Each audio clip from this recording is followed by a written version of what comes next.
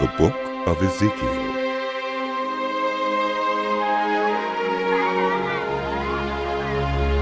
In my 30th year, in the 4th month on the 5th day, while I was among the exiles by the Kibar River, the heavens were opened, and I saw visions of God. On the 5th of the month, it was the 5th year of the exile of King Jehoiakim. The word of the Lord came to Ezekiel the priest, the son of Beuzai, by the Kibar River in the land of the Babylonians. There the hand of the Lord was on him. I looked, and I saw a windstorm coming out of the north, an immense cloud with flashing lightning and surrounded by brilliant light. The center of the fire looked like glowing metal, and in the fire was what looked like 4 living creatures. In appearance, their form was human, but each of them had 4 faces and 4 wings. Their legs were straight, their feet were like those of a calf and gleamed like burnished bronze. Under their wings on their 4 sides they had human hands. All 4 of them had faces and wings, and the wings of one touched the wings of another. Each one went straight ahead. They did not turn as they moved. Their faces looked like this. Each of the 4 had the face of a human being, and on the right side each had the face of a lion, and on the left the face of an ox. Each also had the face of an eagle. Such were their faces. They each had 2 wings spreading out upward, each wing touching that of the creature on either side, and each had 2 other wings covering its body. Each one went straight ahead. Wherever the spirit would go, they would go, without turning as they went. The appearance of the living creatures was like burning coals of fire or like torches. Fire moved back and forth among the creatures. It was bright and lightning flashed out of it. The creatures sped back and forth like flashes of lightning. As I looked at the living creatures, I saw a wheel on the ground beside each creature with its 4 faces. This was the appearance and structure of the wheels. They sparkled like topaz, and all 4 looked alike. Each appeared to be made like a wheel intersecting a wheel. As they moved, they would go in any one of the 4 directions the creatures faced. The wheels did not change direction as the creatures went. Their rims were high and awesome, and all 4 rims were full of eyes all around. When the living creatures moved, the wheels beside them moved. And when the living creatures rose from the ground, the wheels also rose. Wherever the spirit would go, they would go. And the wheels would rise along with them, because the spirit of the living creatures was in the wheels. When the creatures moved, they also moved. When the creatures stood still, they also stood still. And when the creatures rose from the ground, the wheels rose along with them, because the spirit of the living creatures was in the wheels. Spread out above the heads of the living creatures was what looked something like a vault, sparkling like crystal and awesome. Under the vault, their wings were stretched out one toward the other, and each had 2 wings covering its body. When the creatures moved, I heard the sound of their wings, like the roar of rushing waters, like the voice of the Almighty, like the tumult of an army. When they stood still, they lowered their wings. Then there came a voice from above the vault over their heads as they stood with lowered wings. Above the vault over their heads was what looked like a throne of lapis lazuli, and high above on the throne was a figure like that of a man. I saw that from what appeared to be his waist up, he looked like glowing metal, as if full of fire, and that from there down he looked like fire, and brilliant light surrounded him. Like the appearance of a rainbow in the clouds on a rainy day, so was the radiance around him. This was the appearance of the likeness of the glory of the Lord.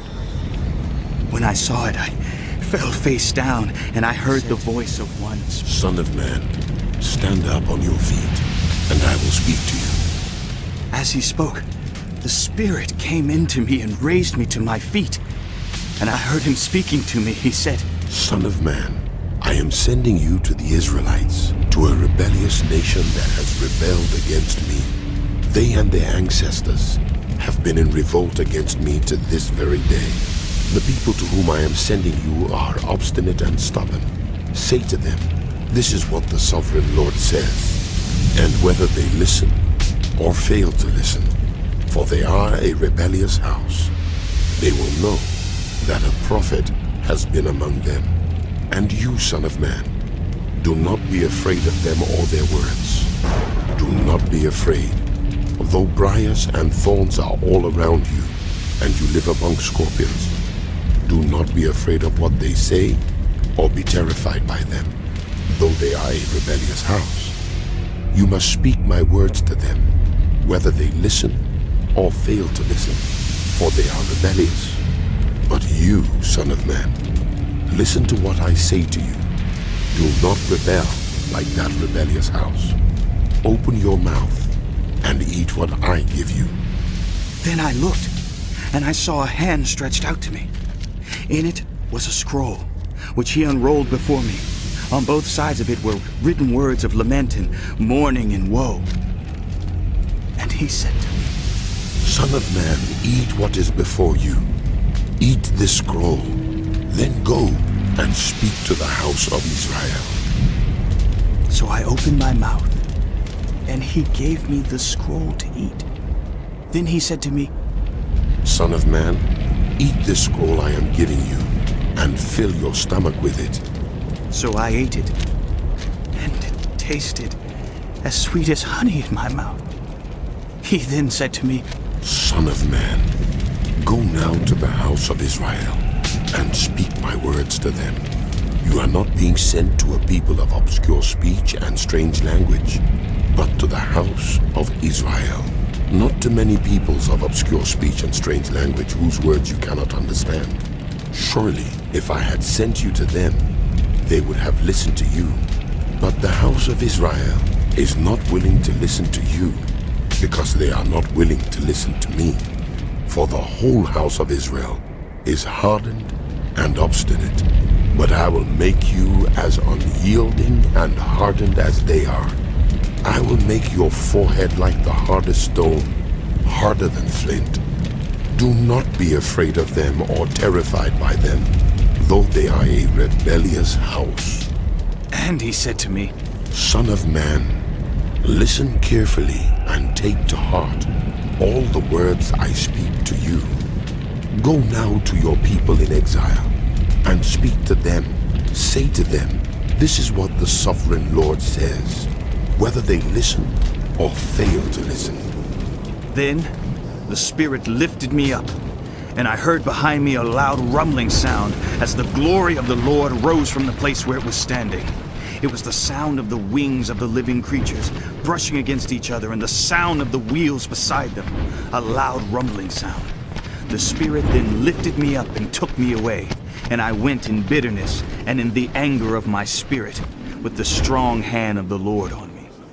I came to the exiles who lived at Tel Aviv near the Kibar River, and there where they were living I sat among them for 7 days, deeply distressed. At the end of 7 days, the word of the Lord came to me. Son of man, I have made you a watchman for the house of Israel. So hear the word I speak, and give them warning from me.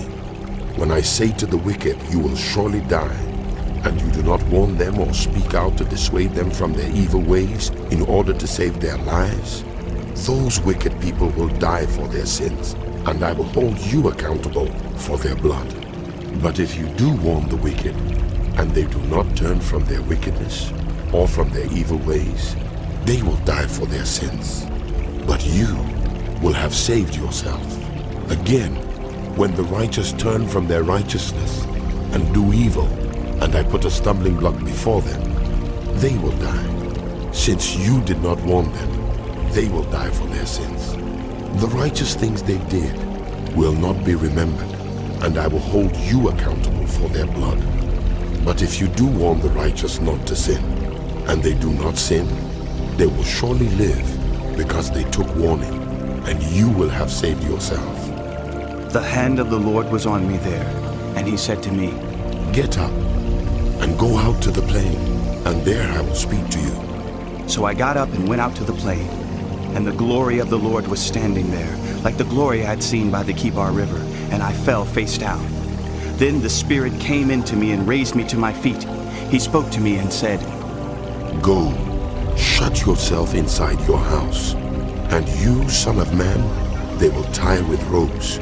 You will be bound so that you cannot go out among the people. I will make your tongue stick to the roof of your mouth, so that you will be silent and unable to rebuke them, for they are a rebellious house. But when I speak to you, I will open your mouth, and you shall say to them, this is what the sovereign Lord says. Whoever will listen, let them listen, and whoever will refuse, let them refuse, for they are a rebellious house. Now, son of man, take a block of clay, put it in front of you, and draw the city of Jerusalem on it. Then lay siege to it, erect siege works against it, build a ramp up to it, set up camps against it, and put battering rams around it. Then take an iron pan, place it as an iron wall between you and the city, and turn your face toward it. It will be under siege, and you shall besiege it. This will be a sign to the house of Israel. Then lie on your left side, and put the sin of the house of Israel upon yourself. You are to bear their sin for the number of days you lie on your side. I have assigned you the same number of days as the years of their sin. So for 390 days you will bear the sin of the house of Israel. After you have finished this, lie down again, this time on your right side, and bear the sin of the house of Judah. I have assigned you 40 days, a day for each year. Turn your face toward the siege of Jerusalem, and with bared arm, prophesy against her. I will tie you up with ropes, so that you cannot turn from one side to the other until you have finished the days of your siege. Take wheat and barley, beans and lentils, millet and spelt. Put them in a storage jar, and use them to make bread for yourself. You are to eat it during the 390 days you lie on your side. Weigh out 20 shekels of food to eat each day, and eat it at set times. Also, measure out 1/6 of a hin of water, and drink it at set times. Eat the food as you would a loaf of barley bread. Bake it in the sight of the people, using human excrement for fuel. The Lord said, In this way, the people of Israel will eat defiled food among the nations where I will drive them. Then I said, Not so, sovereign Lord. I have never defiled myself. From my youth until now, I have never eaten anything found dead or torn by wild animals. No impure meat has ever entered my mouth. Very well, He said, I will let you bake your bread over cow dung instead of human excrement. He then said to me, Son of man, I am about to cut off the food supply in Jerusalem. The people will eat rationed food in anxiety and drink rationed water in despair, for food and water will be scarce. They will be appalled at the sight of each other and will waste away because of their sin. Now, son of man, take a sharp sword and use it as a barber's razor to shave your head and your beard. Then take a set of scales and divide up the hair. When the days of your siege come to an end, burn 1/3 of the hair inside the city. Take 1/3 and strike it with the sword all around the city, and scatter 1/3 to the wind, for I will pursue them with drawn sword. But take a few hairs and tuck them away in the folds of your garment. Again, take a few of these and throw them into the fire and burn them up. A fire will spread from there to the whole house of Israel. This is what the sovereign Lord says. This is Jerusalem, which I have set in the center of the nations with countries all around her. Yet in her wickedness, she has rebelled against my laws and decrees more than the nations and countries around her. She has rejected my laws and has not followed my decrees. Therefore, this is what the sovereign Lord says. You have been more unruly than the nations around you, and have not followed my decrees or kept my laws. You have not even conformed to the standards of the nations around you. Therefore, this is what the sovereign Lord says. I myself am against you, Jerusalem, and I will inflict punishment on you in the sight of the nations. Because of all your detestable idols, I will do to you what I have never done before and will never do again. Therefore, in your midst, parents will eat their children, and children will eat their parents. I will inflict punishment on you and will scatter all your survivors to the winds. Therefore, as surely as I live, declares the sovereign Lord, because you have defiled my sanctuary with all your vile images and detestable practices, I myself will shave you. I will not look on you with pity or spare you. 1/3 of your people will die of the plague or perish by famine inside you. 1/3 will fall by the sword outside your walls, and 1/3 I will scatter to the winds and pursue with drawn sword. Then my anger will cease, and my wrath against them will subside, and I will be avenged. And when I have spent my wrath on them, they will know that I, the Lord, have spoken in my zeal. I will make you a ruin and a reproach among the nations around you, in the sight of all who pass by. You will be a reproach and a taunt, a warning and an object of horror to the nations around you, when I inflict punishment on you in anger and in wrath, and with stinging rebuke. I, the Lord, have spoken. When I shoot at you with my deadly and destructive arrows of famine, I will shoot to destroy you. I will bring more and more famine upon you and cut off your supply of food. I will send famine and wild beasts against you, and they will leave you childless. Plague and bloodshed will sweep through you, and I will bring the sword against you. I, the Lord, have spoken. The word of the Lord came to me. Son of man, set your face against the mountains of Israel. Prophesy against them and say, you mountains of Israel, hear the word of the sovereign Lord. This is what the sovereign Lord says to the mountains and hills, to the ravines and valleys. I am about to bring a sword against you, and I will destroy your high places. Your altars will be demolished, and your incense altars will be smashed. And I will slay your people in front of your idols. I will lay the dead bodies of the Israelites in front of their idols, and I will scatter your bones around your altars. Wherever you live, the towns will be laid waste, and the high places demolished, so that your altars will be laid waste and devastated, your idols smashed and ruined, your incense altars broken down, and what you have made wiped out. Your people will fall slain among you, and you will know that I am the Lord.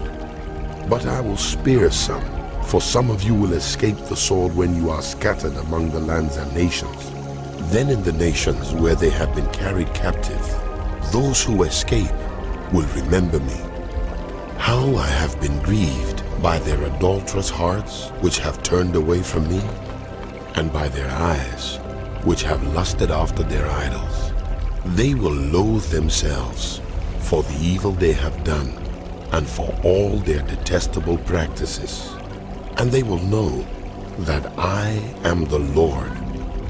I did not threaten in vain to bring this calamity on them. This is what the sovereign Lord says. Strike your hands together and stamp your feet and cry out, alas, because of all the wicked and detestable practices of the house of Israel. For they will fall by the sword, famine, and plague. Those who are far away will die of the plague, and those who are near will fall by the sword, and those who survive and are spared will die of famine.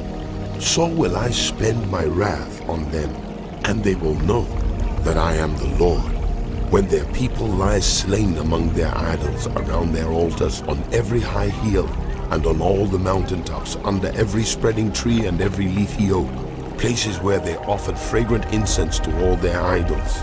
And I will stretch out my hand against them, and make the land a desolate waste, from the desert to Diblah, wherever they live. Then they will know that I am the Lord. The word of the Lord came to me. Son of man, this is what the sovereign Lord says to the land of Israel. The end has come upon the four corners of the land. The end is now upon you, and I will unleash my anger against you. I will judge you according to your conduct and repay you for all your detestable practices. I will not look on you with pity. I will not spare you. I will surely repay you for your conduct and for the detestable practices among you. Then you will know that I am the Lord. This is what the sovereign Lord says. Disaster, unheard of disaster. See, it comes. The end has come. The end has come. It has roused itself against you. See, it comes. Doom has come upon you who dwell in the land. The time has come. The day is near. There is panic, not joy on the mountains. I am about to pour out my wrath on you and spend my anger against you. I will judge you according to your conduct and repay you for all your detestable practices. I will not look on you with pity. I will not spare you. I will repay you for your conduct and for the detestable practices among you. Then you will know that it is I, the Lord, who strikes you. See the day. See, it comes. Doom has burst forth. The rod has budded. Arrogance has blossomed. Violence has arisen. A rod to punish the wicked. None of the people will be left. None of that crowd. None of their wealth. Nothing of value. The time has come. The day has arrived. Let not the buyer rejoice, nor the seller grieve. For my wrath is on the whole crowd.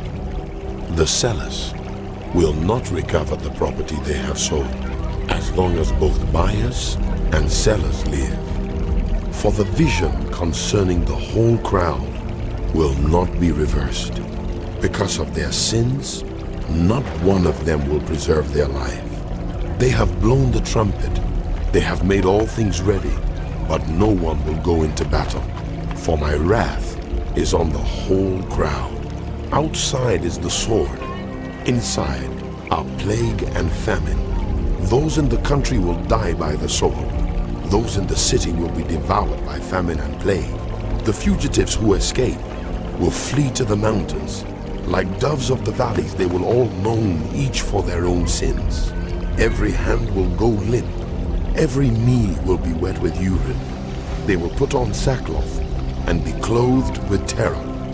Every face will be covered with shame, and every head will be shaved.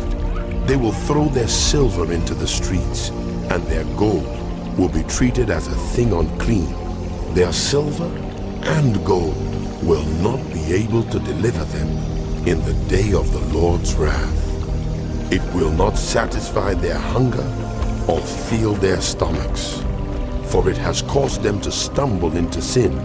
They took pride in their beautiful jewelry and used it to make their detestable idols. They made it into vile images. Therefore, I will make it a thing unclean for them. I will give their wealth as plunder to foreigners and as loot to the wicked of the earth who will defile it. I will turn my face away from the people, and robbers will desecrate the place I treasure. They will enter it and will defile it. Prepare chains, for the land is full of bloodshed, and the city is full of violence. I will bring the most wicked of nations to take possession of their houses. I will put an end to the pride of the mighty, and their sanctuaries will be desecrated. When terror comes, they will seek peace in vain. Calamity upon calamity will come, and rumor upon rumor. They will go searching for a vision from the prophet. Priestly instruction in the law will cease. The counsel of the elders will come to an end. The king will mourn. The prince will be clothed with despair, and the hands of the people of the land will tremble. I will deal with them according to their conduct, and by their own standards I will judge them. Then they will know that I am the Lord. In the 6th year, in the 6th month, on the 5th day, while I was sitting in my house and the elders of Judah were sitting before me, the hand of the sovereign Lord came on me there. I looked, and I saw a figure like that of a man. From what appeared to be his waist down, he was like fire, and from there up his appearance was as bright as glowing metal. He stretched out what looked like a hand and took me by the hair of my head. The Spirit lifted me up between earth and heaven, and in visions of God he took me to Jerusalem, to the entrance of the north gate of the inner court where the idol that provokes to jealousy stood. And there before me was the glory of the God of Israel, as in the vision I had seen in the plain. Then he said to me, Son of man, look toward the north. So I looked, and in the entrance north of the gate of the altar I saw this idol of jealousy. And he said to me, Son of man, do you see what they are doing? The utterly detestable things the house of Israel is doing here. Things that will drive me far from my sanctuary. But you will see things that are even more detestable. Then he brought me to the entrance to the court. I looked, and I saw a hole in the wall. He said to me, Son of man, now dig into the wall. So I dug into the wall and saw a doorway there. And he said to me, Go in and see the wicked and detestable things they are doing here. So I went in and looked, and I saw portrayed all over the walls all kinds of crawling things and unclean animals and all the idols of the house of Israel. In front of them stood 70 elders of the house of Israel, and Jaazaniah son of Shaphan was standing among them. Each had a censer in his hand, and a fragrant cloud of incense was rising. He said to me, Son of man, have you seen what the elders of the house of Israel are doing in the darkness? Each at the shrine of his own idol? They say, The Lord does not see us. The Lord has forsaken the land. Again he said, You will see them doing things that are even more detestable. Then he brought me to the entrance of the north gate of the house of the Lord, and I saw women sitting there mourning the god Tammuz. He said to me, Do you see this, son of man?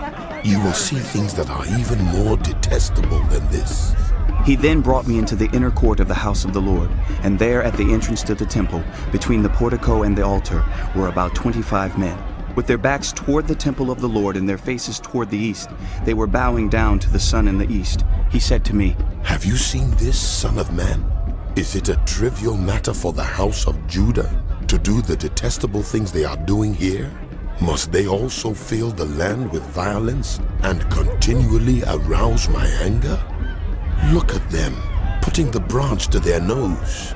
Therefore I will deal with them in anger. I will not look on them with pity or spare them. Although they shout in my ears, I will not listen to them. Then I heard him call out in a loud voice, Bring near those who are appointed to execute judgment on the city, each with weapon in hand. And I saw 6 men coming from the direction of the upper gate which faces north, each with a deadly weapon in his hand. With them was a man clothed in linen who had a writing kit at his side. They came in and stood beside the bronze altar. Now the glory of the God of Israel went up from above the cherubim where it had been and moved to the threshold of the temple. Then the Lord called to the man clothed in linen who had the writing kit at his side and said to him, Go throughout the city of Jerusalem and put a mark on the foreheads of those who grieve and lament over all the detestable things that are done in it. As I listened, he said to the others, Follow him through the city and kill without showing pity or compassion. Slaughter the old men, the young men and women, the mothers and children, but do not touch anyone who has the mark. Begin at my sanctuary. So they began with the old men who were in front of the temple. Then he said to them, Defile the temple and fill the courts with the slain. Go. So they went out and began killing throughout the city. While they were killing, and I was left alone, I fell face down, crying out, "Ah, sovereign Lord, are you going to destroy the entire remnant of Israel in this outpouring of your wrath on Jerusalem?" He answered me, The sin of the house of Israel and Judah is exceedingly great. The land is full of bloodshed, and the city is full of injustice. They say, The Lord has forsaken the land. The Lord does not see. So I will not look on them with pity or spare them, but I will bring down on their own heads what they have done. Then the man in linen with the writing kit at his side brought back word, saying, I have done as you commanded. The book of Ezekiel continued.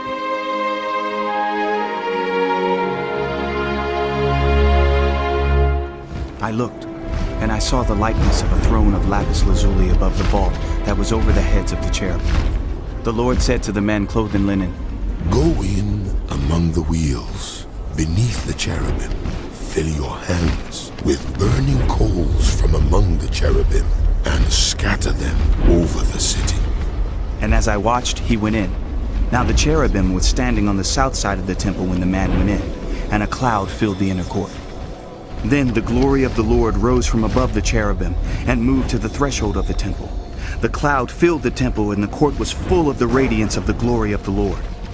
The sound of the wings of the cherubim could be heard as far away as the outer court, like the voice of God Almighty when he speaks. When the Lord commanded the man in linen, Take fire from among the wheels, from among the cherubim. the man went in and stood beside a wheel. Then one of the cherubim reached out his hand to the fire that was among them. He took up some of it and put it in the hands of the man in linen, who took it and went out. Under the wings of the cherubim could be seen what looked like human hands. I looked, and I saw beside the cherubim 4 wheels, one beside each of the cherubim. The wheels sparkled like topaz. As for their appearance, the 4 of them looked alike. Each was like a wheel intersecting a wheel. As they moved, they would go in any one of the 4 directions the cherubim faced. The wheels did not turn about as the cherubim went. The cherubim went in whatever direction the head faced, without turning as they went. Their entire bodies, including their backs, their hands, and their wings, were completely full of eyes, as were their 4 wheels. I heard the wheels being called the whirling wheels. Each of the cherubim had 4 faces. One face was that of a cherub, the second the face of a human being, the third the face of a lion, and the fourth the face of an eagle. Then the cherubim rose upward. These were the living creatures I had seen by the Kibar River. When the cherubim moved, the wheels beside them moved. And when the cherubim spread their wings to rise from the ground, the wheels did not leave their side. When the cherubim stood still, they also stood still.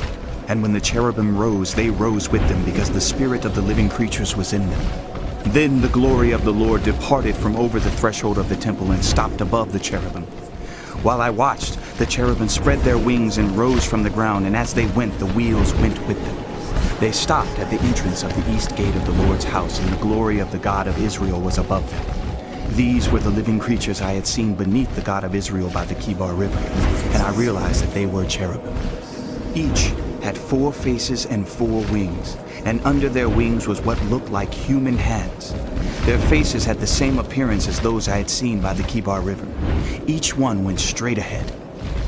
Then the Spirit lifted me up and brought me to the gate of the house of the Lord that faces east. There at the entrance of the gate were 25 men, and I saw among them Jaazaniah son of Azur and Pelatiah son of Benaiah, leaders of the people. The Lord said to me, Son of man, these are the men who are plotting evil and giving wicked advice in this city. They say, Haven't our houses been recently rebuilt? This city is a pot, and we are the meat in it. Therefore prophesy against them. Prophesy, Son of man. Then the Spirit of the Lord came on me, and he told me to say, This is what the Lord says. That is what you are saying, house of Israel, but I know what is going through your mind. You have killed many people in this city and filled its streets with the dead. Therefore this is what the sovereign Lord says. The bodies you have thrown there are the meat, and this city is the pot, but I will drive you out of it. You fear the sword, and the sword is what I will bring against you, declares the sovereign Lord. I will drive you out of the city and deliver you into the hands of foreigners and inflict punishment on you. You will fall by the sword, and I will execute judgment on you at the borders of Israel. Then you will know that I am the Lord. This city will not be a pot for you, nor will you be the meat in it. I will execute judgment on you at the borders of Israel. And you will know that I am the Lord. For you have not followed my decrees or kept my laws, but have conformed to the standards of the nations around you. Now as I was prophesying, Pelatiah son of Benaiah died. Then I fell face down and cried out in a loud voice, Sovereign Lord, will you completely destroy the remnant of Israel? The word of the Lord came to me. Son of man, The people of Jerusalem have said of your fellow exiles and the whole house of Israel, They are far away from the Lord. This land was given to us as our possession. therefore say, this is what the sovereign Lord says. Although I sent them far away among the nations and scattered them among the countries, yet for a little while I have been a sanctuary for them in the countries where they have gone. Therefore say, this is what the sovereign Lord says. I will gather you from the nations and bring you back from the countries where you have been scattered, and I will give you back the land of Israel again. They will return to it and remove all its vile images and detestable idols. I will give them an undivided heart and put a new spirit in them. I will remove from them their heart of stone and give them a heart of flesh. Then they will follow my decrees and be careful to keep my laws. They will be my people, and I will be their God. But as for those whose hearts are devoted to their vile images and detestable idols, I will bring down on their own heads what they have done, declares the sovereign Lord. Then the cherubim with the wheels beside them spread their wings, and the glory of the God of Israel was above them. The glory of the Lord went up from within the city and stopped above the mountain east of it. The Spirit lifted me up and brought me to the exiles in Babylonia in the vision given by the Spirit of God. Then the vision I had seen went up from me, and I told the exiles everything. Son of man, you are living among a rebellious people. They have eyes to see, but do not see, and ears to hear, but do not hear, for they are a rebellious people. Therefore, son of man, pack your belongings for exile, and in the daytime, as they watch, set out and go from where you are to another place. Perhaps they will understand, though they are a rebellious house. During the daytime, while they watch, bring out your belongings packed for exile. Then in the evening, while they are watching, go out like those who go into exile. While they watch, dig through the wall and take your belongings out through it. Put them on your shoulder as they are watching, and carry them out at dusk. Cover your face so that you cannot see the land, for I have made you a sign to the house of Israel. So I did as I was commanded. During the day I brought out my things packed for exile. Then in the evening I dug through the wall with my hands. I took my belongings out at dusk, carrying them on my shoulders while they watched. In the morning the word of the Lord came to me. Son of man, did not that rebellious house of Israel ask you? What are you doing? Say to them, this is what the sovereign Lord says. This prophecy concerns the prince in Jerusalem and the whole house of Israel who are there. Say to them, I am a sign to you.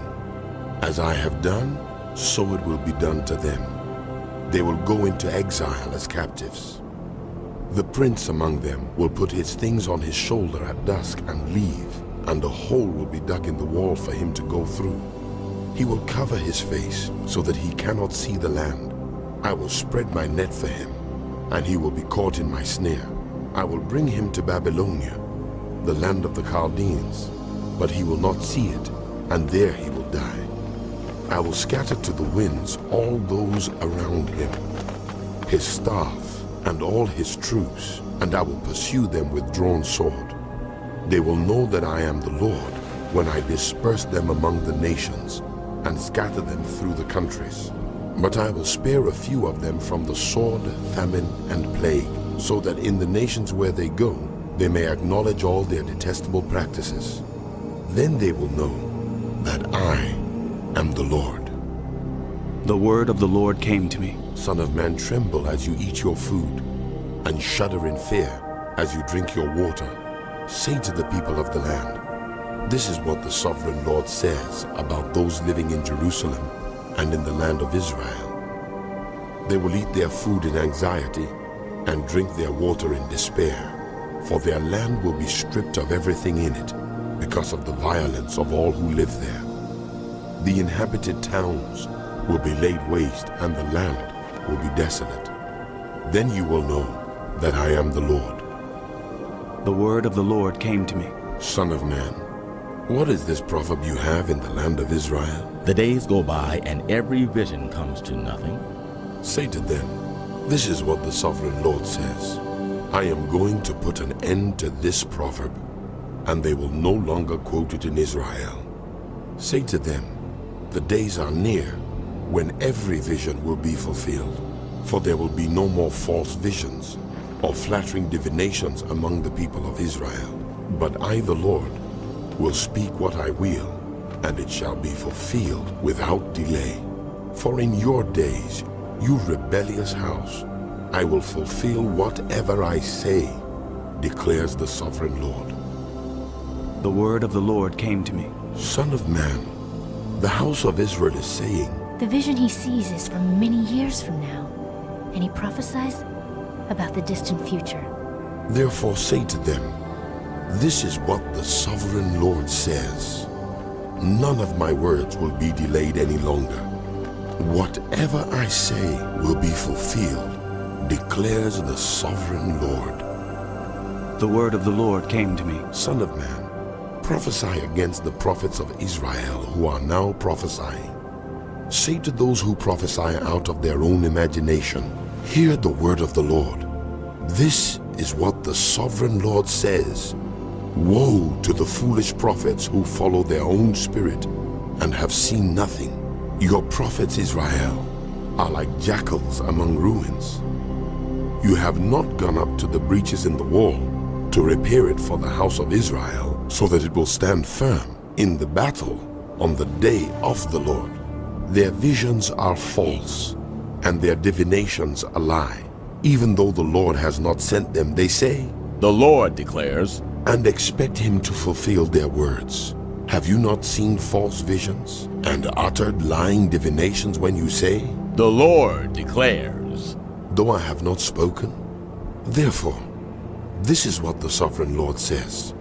Because of your false words and lying visions, I am against you, declares the sovereign Lord. My hand will be against the prophets who see false visions and utter lying divinations. They will not belong to the council of my people, or be listed in the records of the house of Israel. Nor will they enter the land of Israel. Then you will know that I am the sovereign Lord. Because they lead my people astray, saying peace when there is no peace, and because when a flimsy wall is built, they cover it with whitewash. Therefore tell those who cover it with whitewash that it is going to fall. Rain will come in torrents, and I will send hailstones hurtling down, and violent winds will burst forth. When the wall collapses, will people not ask you? Where's the whitewash you covered it with? Therefore, this is what the sovereign Lord says. In my wrath, I will unleash a violent wind, and in my anger, hailstones and torrents of rain will fall with destructive fury. I will tear down the wall you have covered with whitewash, and will level it to the ground so that its foundation will be laid bare. When it falls, you will be destroyed in it, and you will know that I am the Lord. So I will spend my wrath against the wall and against those who covered it with whitewash. I will say to you, the wall is gone, and so are those who whitewashed it. Those prophets of Israel who prophesied to Jerusalem and saw visions of peace for her when there was no peace, declares the sovereign Lord. Now, son of man, set your face against the daughters of your people who prophesy out of their own imagination. Prophesy against them and say, this is what the sovereign Lord says. Woe to the women who sew magic charms on all their wrists and make veils of various lengths for their heads in order to ensnare people. Will you ensnare the lives of my people but preserve your own? You have profaned me among my people for a few handfuls of barley and scraps of bread. By lying to my people who listen to lies, you have killed those who should not have died and have spared those who should not live. Therefore, this is what the sovereign Lord says. I am against your magic charms with which you ensnare people like birds, and I will tear them from your arms. I will set free the people that you ensnare like birds. I will tear off your veils and save my people from your hands, and they will no longer fall prey to your power. Then you will know that I am the Lord, because you disheartened the righteous with your lies when I had brought them no grief, and because you encouraged the wicked not to turn from their evil ways, and so save their lives. Therefore, you will no longer see false visions or practice divination.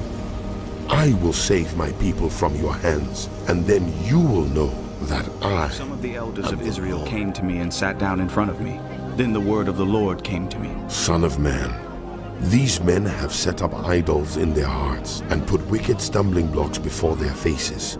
Should I let them inquire of me at all? Therefore speak to them and tell them, this is what the sovereign Lord says. When any of the Israelites set up idols in their hearts and put a wicked stumbling block before their faces and then go to a prophet, I, the Lord, will answer them myself in keeping with their great idolatry. I will do this to recapture the hearts of the people of Israel, who have all deserted me for their idols. Therefore say to the house of Israel, this is what the sovereign Lord says. Repent, turn from your idols and renounce all your detestable practices. When any of the Israelites or any foreigner residing in Israel separate themselves from me and set up idols in their hearts and put a wicked stumbling block before their faces and then go to a prophet to inquire of me, I, the Lord, will answer them myself. I will set my face against them and make them an example and a byword. I will remove them from my people. Then you will know that I am the Lord. And if the prophet is enticed to utter a prophecy, I, the Lord, have enticed that prophet, and I will stretch out my hand against him and destroy him from among my people Israel. They will bear their guilt. The prophet will be as guilty as the one who consults him. Then the people of Israel will no longer stray from me, nor will they defile themselves any more with all their sins. They will be my people, and I will be their God, declares the sovereign Lord. The word of the Lord came to me. Son of man, if a country sins against me by being unfaithful, and I stretch out my hand against it to cut off its food supply, and send famine upon it and kill its people and their animals, even if these three men, Noah, Daniel, and Job were in it, they could save only themselves by their righteousness, declares the sovereign Lord. Or if I send wild beasts through that country, and they leave it childless and it becomes desolate so that no one can pass through it because of the beasts, as surely as I live, declares the sovereign Lord, even if these three men were in it, they could not save their own sons or daughters. They alone would be saved, but the land would be desolate. Or if I bring a sword against that country and say, let the sword pass throughout the land, and I kill its people and their animals, as surely as I live, declares the sovereign Lord, even if these three men were in it, they could not save their own sons or daughters. They alone would be saved. Or if I send a plague into that land, and pour out my wrath on it through bloodshed, killing its people and their animals, as surely as I live, declares the sovereign Lord. Even if Noah, Daniel, and Job were in it, they could save neither son nor daughter. They would save only themselves by their righteousness. For this is what the sovereign Lord says. How much worse will it be when I send against Jerusalem my 4 dreadful judgments, sword and famine, and wild beasts and plague, to kill its men and their animals. Yet there will be some survivors, sons and daughters who will be brought out of it. They will come to you, and when you see their conduct and their actions, you will be consoled regarding the disaster I have brought on Jerusalem, every disaster I have brought on it. You will be consoled when you see their conduct and their actions, for you will know that I have done nothing in it without cause. The word of the Lord came to me. Son of man, how is the wood of a vine different from that of a branch from any of the trees in the forest? Is wood ever taken from it to make anything useful? Do they make pegs from it to hang things on? and after it is thrown on the fire as fuel, and the fire burns both ends and chars the middle, is it then useful for anything? If it was not useful for anything when it was whole, how much less can it be made into something useful when the fire has burned it and it is charred? Therefore, this is what the sovereign Lord says: As I have given the wood of the vine among the trees of the forest as fuel for the fire, so will I treat the people living in Jerusalem. I will set my face against them. Although they have come out of the fire will yet consume them. And when I set my face against them, you will know that I am the Lord. I will make the land desolate, because they have been unfaithful, declares the sovereign Lord. The word of the Lord came to me. Son of man, confront Jerusalem with her detestable practices, and say, This is what the sovereign Lord says to Jerusalem. Your ancestry and birth were in the land of the Canaanites. Your father was an Amorite and your mother a Hittite. On the day you were born, your cord was not cut, nor were you washed with water to make you clean, nor were you rubbed with salt or wrapped in cloths. No one looked on you with pity or had compassion enough to do any of these things for you. Rather, you were thrown out into the open field, for on the day you were born, you were despised. Then I passed by and saw you kicking about in your blood. And as you lay there in your blood, I said to you, Live. I made you grow like a plant of the field. You grew and developed and entered puberty. Your breasts had formed and your hair had grown, yet you were stark naked. Later I passed by, and when I looked at you and saw that you were old enough for love, I spread the corner of my garment over you and covered your nakedness. I gave you my solemn oath and entered into a covenant with you, declares the sovereign Lord. And you became mine. I bathed you with water and washed the blood from you and put ointments on you. I clothed you with an embroidered dress and put sandals of fine leather on you. I dressed you in fine linen and covered you with costly garments. I adorned you with jewelry. I put bracelets on your arms and a necklace around your neck.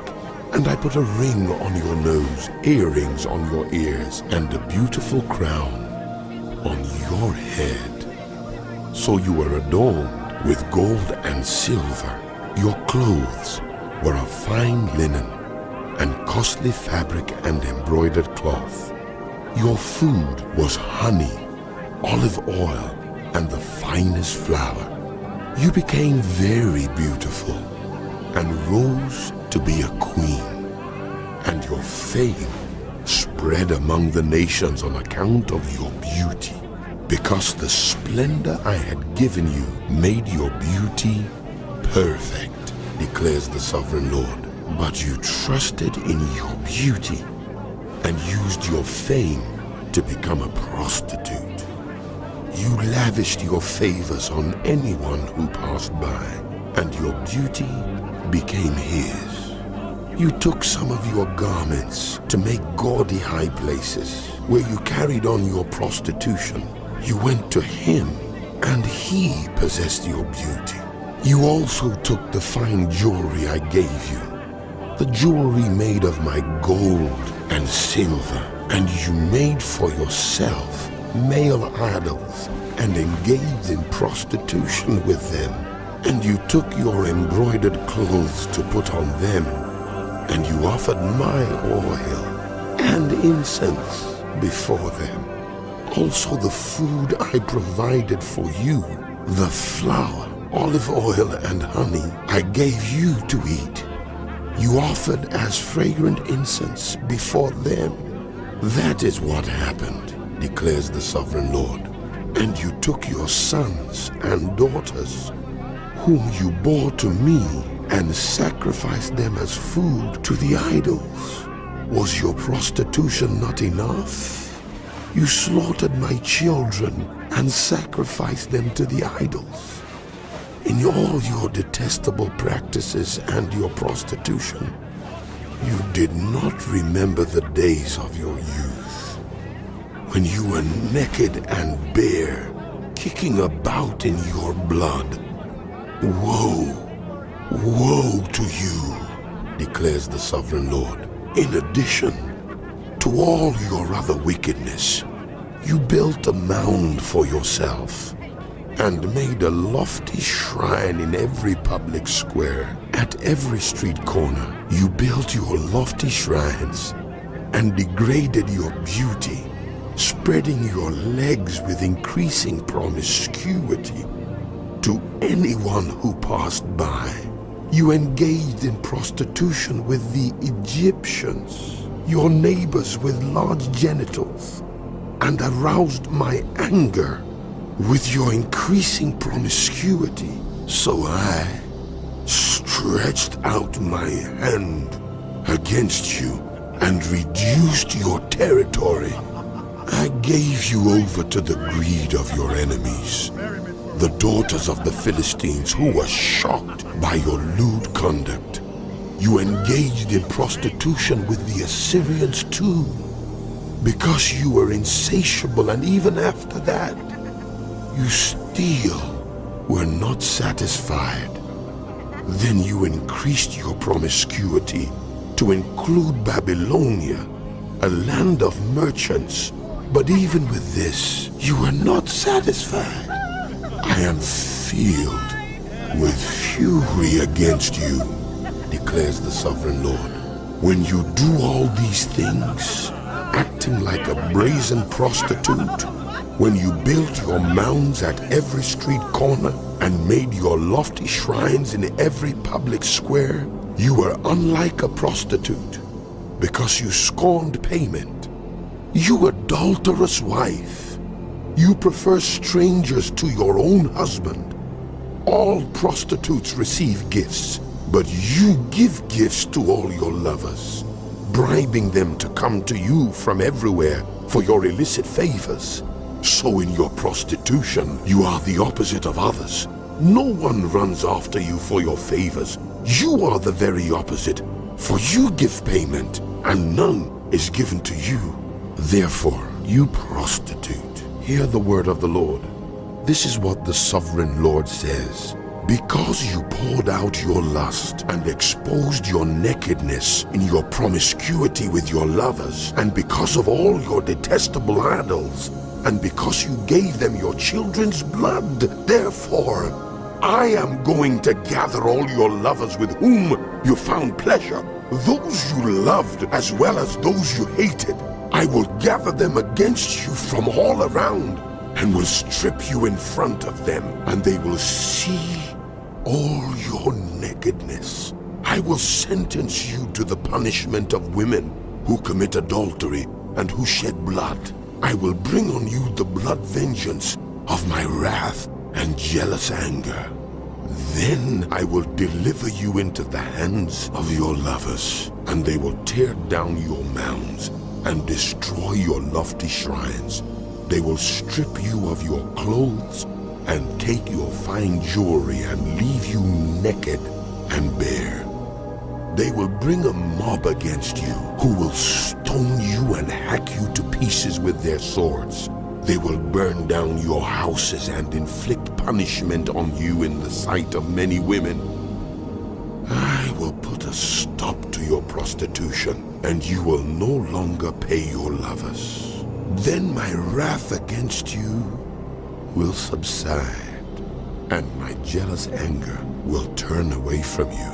I will be calm and no longer angry, because you did not remember the days of your youth, but enraged me with all these things. I will surely bring down on your head what you have done, declares the Sovereign Lord. Did you not add lewdness to all your other detestable practices? Everyone who quotes Proverbs will quote this proverb about you: like mother, like daughter. You are a true daughter of your mother, who despised her husband and her children. And you are a true sister of your sisters, who despised their husbands and their children. Your mother was a Hittite and your father an Amorite. Your older sister was Samaria, who lived to the north of you with her daughters. And your younger sister, who lived to the south of you with her daughters, was Sodom. You not only followed their ways and copied their detestable practices, but in all your ways you soon became more depraved than they. As surely as I live, declares the sovereign Lord, your sister Sodom and her daughters never did what you and your daughters have done. Now this was the sin of your sister Sodom. She and her daughters were arrogant, overfed and unconcerned. They did not help the poor and needy. They were haughty and did detestable things before me. Therefore I did away with them as you have seen. Samaria did not commit half the sins you did. You have done more detestable things than they, and have made your sisters seem righteous by all these things you have done. Bear your disgrace, for you have furnished some justification for your sisters, because your sins were more vile than theirs. They appear more righteous than you. So then, be ashamed and bear your disgrace, for you have made your sisters appear righteous. However, I will restore the fortunes of Sodom and her daughters, and of Samaria and her daughters, and your fortunes along with them, so that you may bear your disgrace and be ashamed of all you have done in giving them comfort. And your sisters, Sodom with her daughters, and Samaria with her daughters, will return to what they were before, and you and your daughters will return to what you were before. You would not even mention your sister Sodom in the day of your pride, before your wickedness was uncovered. Even so, you are now scorned by the daughters of Edom, and all her neighbors, and the daughters of the Philistines, all those around you who despise you. You will bear the consequences of your lewdness and your detestable practices, declares the Lord. This is what the sovereign Lord says. I will deal with you as you deserve, because you have despised my oath by breaking the covenant. Yet I will remember the covenant I made with you in the days of your youth, and I will establish an everlasting covenant with you. Then you will remember your ways and be ashamed when you receive your sisters, both those who are older than you and those who are younger. I will give them to you as daughters, but not on the basis of my covenant with you. So I will establish my covenant with you, and you will know that I am the Lord. Then, when I make atonement for you for all you have done, you will remember and be ashamed, and never again open your mouth because of your humiliation. The Lord came to me. Son of man, set forth an allegory and tell it to the house of Israel as a parable. Say to them, this is what the sovereign Lord says. A great eagle with powerful wings, long feathers and full plumage of varied colors came to Lebanon. Taking hold of the top of a cedar, he broke off its topmost shoot and carried it away to a land of merchants, where he planted it in a city of traders. He took one of the seedlings of the land and put it in fertile soil. He planted it like a willow by abundant water, and it sprouted and became a low, spreading vine. Its branches turned toward him, but its roots remained under it. So it became a vine, and produced branches and put out leafy boughs. But there was another great eagle, with powerful wings and full plumage. The vine now sent out its roots toward him from the plot where it was planted, and stretched out its branches to him for water. It had been planted in good soil, by abundant water, so that it would produce branches, bear fruit, and become a splendid vine. Say to them, this is what the sovereign Lord says. Will it thrive? Will it not be uprooted and stripped of its fruit, so that it withers? All its new growth will wither. It will not take a strong arm or many people to pull it up by the roots. It has been planted, but will it thrive? Will it not wither completely when the east wind strikes it, wither away in the plot where it grew? Then the word of the Lord came to me. Say to this rebellious house, do you not know what these things mean? Say to them, the king of Babylon went to Jerusalem and carried off her king and her nobles, bringing them back with him to Babylon. Then he took a member of the royal family and made a treaty with him, putting him under oath. He also carried away the leading men of the land, so that the kingdom would be brought low, unable to rise again, surviving only by keeping his treaty. But the king rebelled against him by sending his envoys to Egypt to get horses and a large army. Will he succeed? Will he who does such things escape? Will he break the treaty and yet escape? As surely as I live, declares the sovereign Lord, he shall die in Babylon, in the land of the king who put him on the throne, whose oath he despised, and whose treaty he broke. Pharaoh with his mighty army and great horde will be of no help to him in war, when ramps are built and siege works erected to destroy many lives. He despised the oath by breaking the covenant, because he had given his hand in pledge, and yet did all these things. He shall not escape. Therefore, this is what the sovereign Lord says.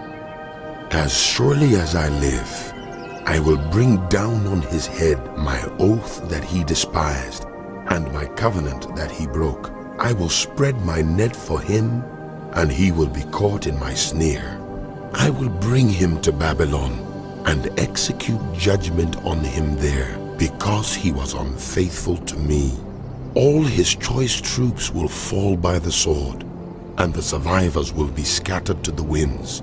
Then you will know that I, the Lord, have spoken. This is what the sovereign Lord says. I myself will take a shoot from the very top of a cedar and plant it. I will break off a tender sprig from its topmost shoots and plant it on a high and lofty mountain. On the mountain heights of Israel, I will plant it. It will produce branches and bear fruit and become a splendid cedar. Birds of every kind will nest in it. They will find shelter in the shade of its branches. All the trees of the forest will know that I, the Lord, bring down the tall tree and make the low tree grow tall. I dry up the green tree and make the dry tree flourish. I, the Lord, have spoken, and I will do it. The word of the Lord came to me. What do you people mean by quoting this proverb about the land of Israel? The parents eat sour grapes, and the children's teeth are set on edge. As surely as I live, declares the sovereign Lord, you will no longer quote this proverb in Israel, for everyone belongs to me, the parent as well as the child. Both alike belong to me. The one who sins is the one who will die. Suppose there is a righteous man who does what is just and right. He does not eat at the mountain shrines or look to the idols of the house of Israel. He does not defile his neighbor's wife or have sexual relations with a woman during her period. He does not oppress anyone but returns what he took in pledge for a loan. He does not commit robbery but gives his food to the hungry and provides clothing for the naked. He does not lend to them at interest or take a profit from them. He withholds his hand from doing wrong and judges fairly between two parties. He follows my decrees and faithfully keeps my laws. That man is righteous. He will surely live, declares the sovereign Lord. Suppose he has a violent son who sheds blood or does any of these other things. Though the father has done none of them, he eats at the mountain shrines. He defiles his neighbor's wife. He oppresses the poor and needy. He commits robbery. He does not return what he took in pledge. He looks to the idols. He does detestable things. He lends at interest and takes a profit. Will such a man live? He will not. Because he has done all these detestable things, he is to be put to death. His blood will be on his own head. But suppose this son has a son who sees all the sins his father commits, and though he sees them, he does not do such things. He does not eat at the mountain shrines, or look to the idols of the house of Israel. He does not defile his neighbor's wife. He does not oppress anyone, or require a pledge for a loan. He does not commit robbery, but gives his food to the hungry and provides clothing for the naked. He withholds his hand from mistreating the poor and takes no interest or profit from them. He keeps my laws and follows my decrees. He will not die for his father's sin. He will surely live, but his father will die for his own sin, because he practiced extortion, robbed his brother, and did what was wrong among his people. Yet you ask, Why does the son not share the guilt of his father? since the son has done what is just and right, and has been careful to keep all my decrees, he will surely live. The one who sins is the one who will die. The child will not share the guilt of the parent, nor will the parent share the guilt of the child. The righteousness of the righteous will be credited to them, and the wickedness of the wicked will be charged against them.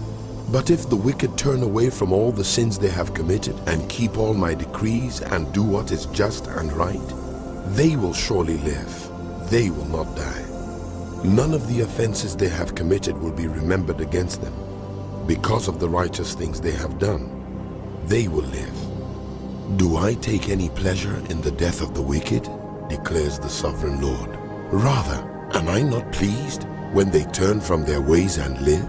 But if the righteous turn from their righteousness and commit sin and do the same detestable things the wicked do, will they live? None of the righteous things they have done will be remembered. Because of the unfaithfulness they are guilty of, and because of the sins they have committed, they will die. Yet you say, The way of the Lord is not just. Hear, house of Israel. Is my way unjust? Is it not your ways that are unjust? If the righteous turn from their righteousness and commit sin, they will die for it.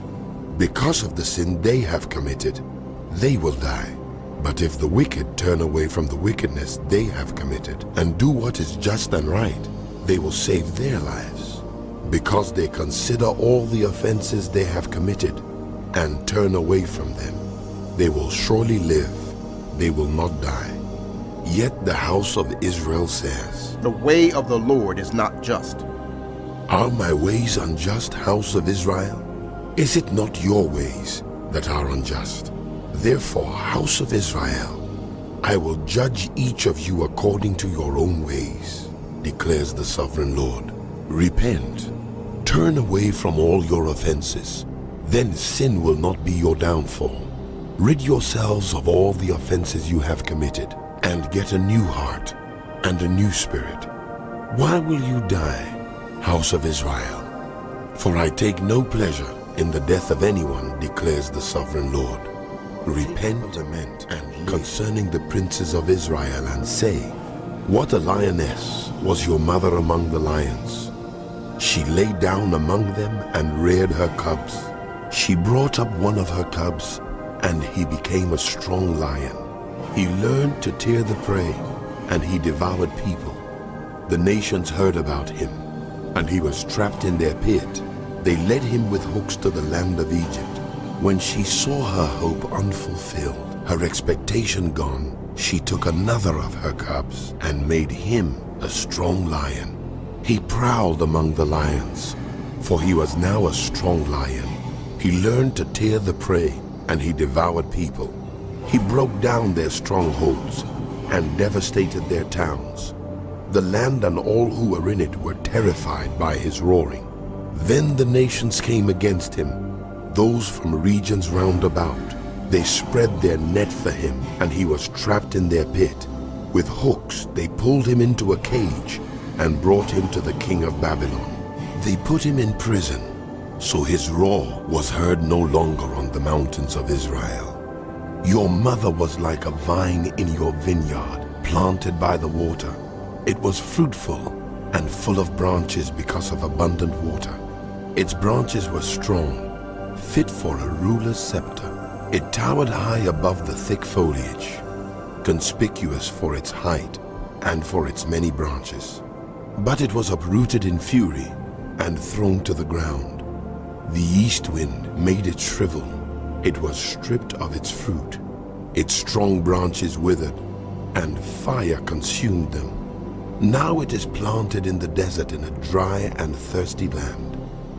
Fire spread from one of its main branches and consumed its fruit. No strong branch is left on it fit for a ruler's scepter.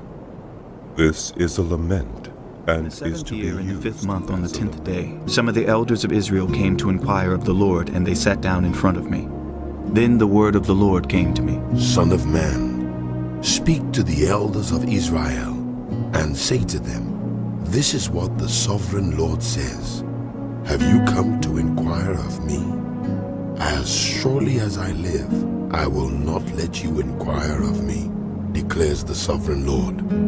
Will you judge them? Will you judge them, son of man? Then confront them with the detestable practices of their ancestors, and say to them, this is what the sovereign Lord says. On the day I chose Israel, I swore with uplifted hand to the descendants of the house of Jacob, and revealed myself to them in Egypt. With uplifted hand, I said to them, I am the Lord your God.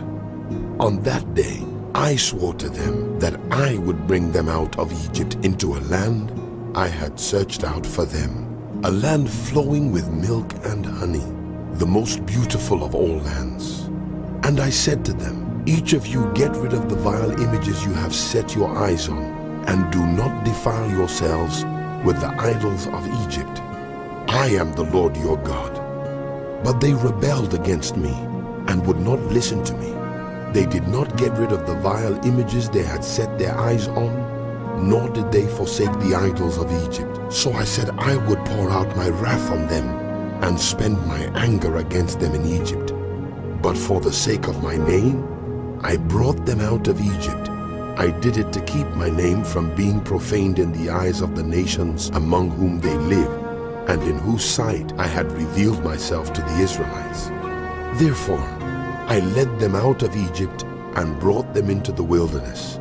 I gave them my decrees and made known to them my laws, through which people will live if they obey them. Also I gave them my Sabbaths as a sign between us, so they would know that I, the Lord, made them holy.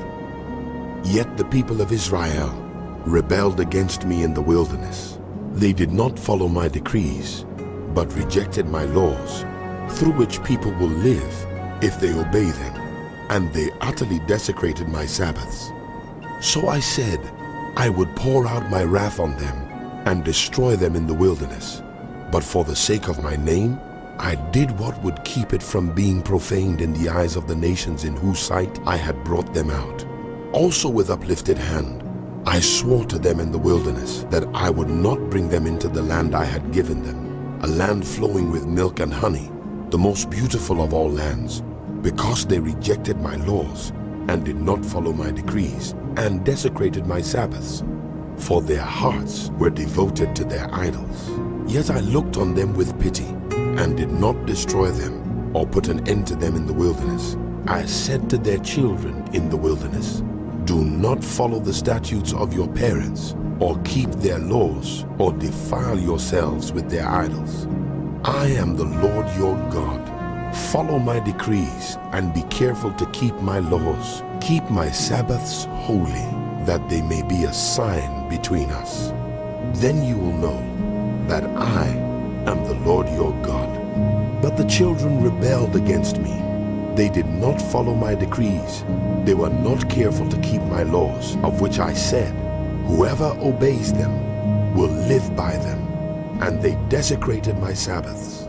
So I said I would pour out my wrath on them and spend my anger against them in the wilderness. But I withheld my hand, and for the sake of my name, I did what would keep it from being profaned in the eyes of the nations, in whose sight I had brought them out. Also with uplifted hand, I swore to them in the wilderness that I would disperse them among the nations and scatter them through the countries, because they had not obeyed my laws, but had rejected my decrees and desecrated my Sabbaths, and their eyes lusted after their parents' idols. So I gave them other statutes that were not good, and laws through which they could not live. I defiled them through their gifts, the sacrifice of every firstborn, that I might fill them with horror, so they would know that I am the Lord.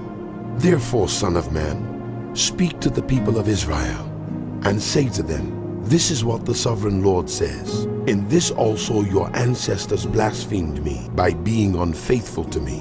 When I brought them into the land I had sworn to give them, and they saw any high hill or any leafy tree, there they offered their sacrifices, made offerings that aroused my anger, presented their fragrant incense, and poured out their drink offerings.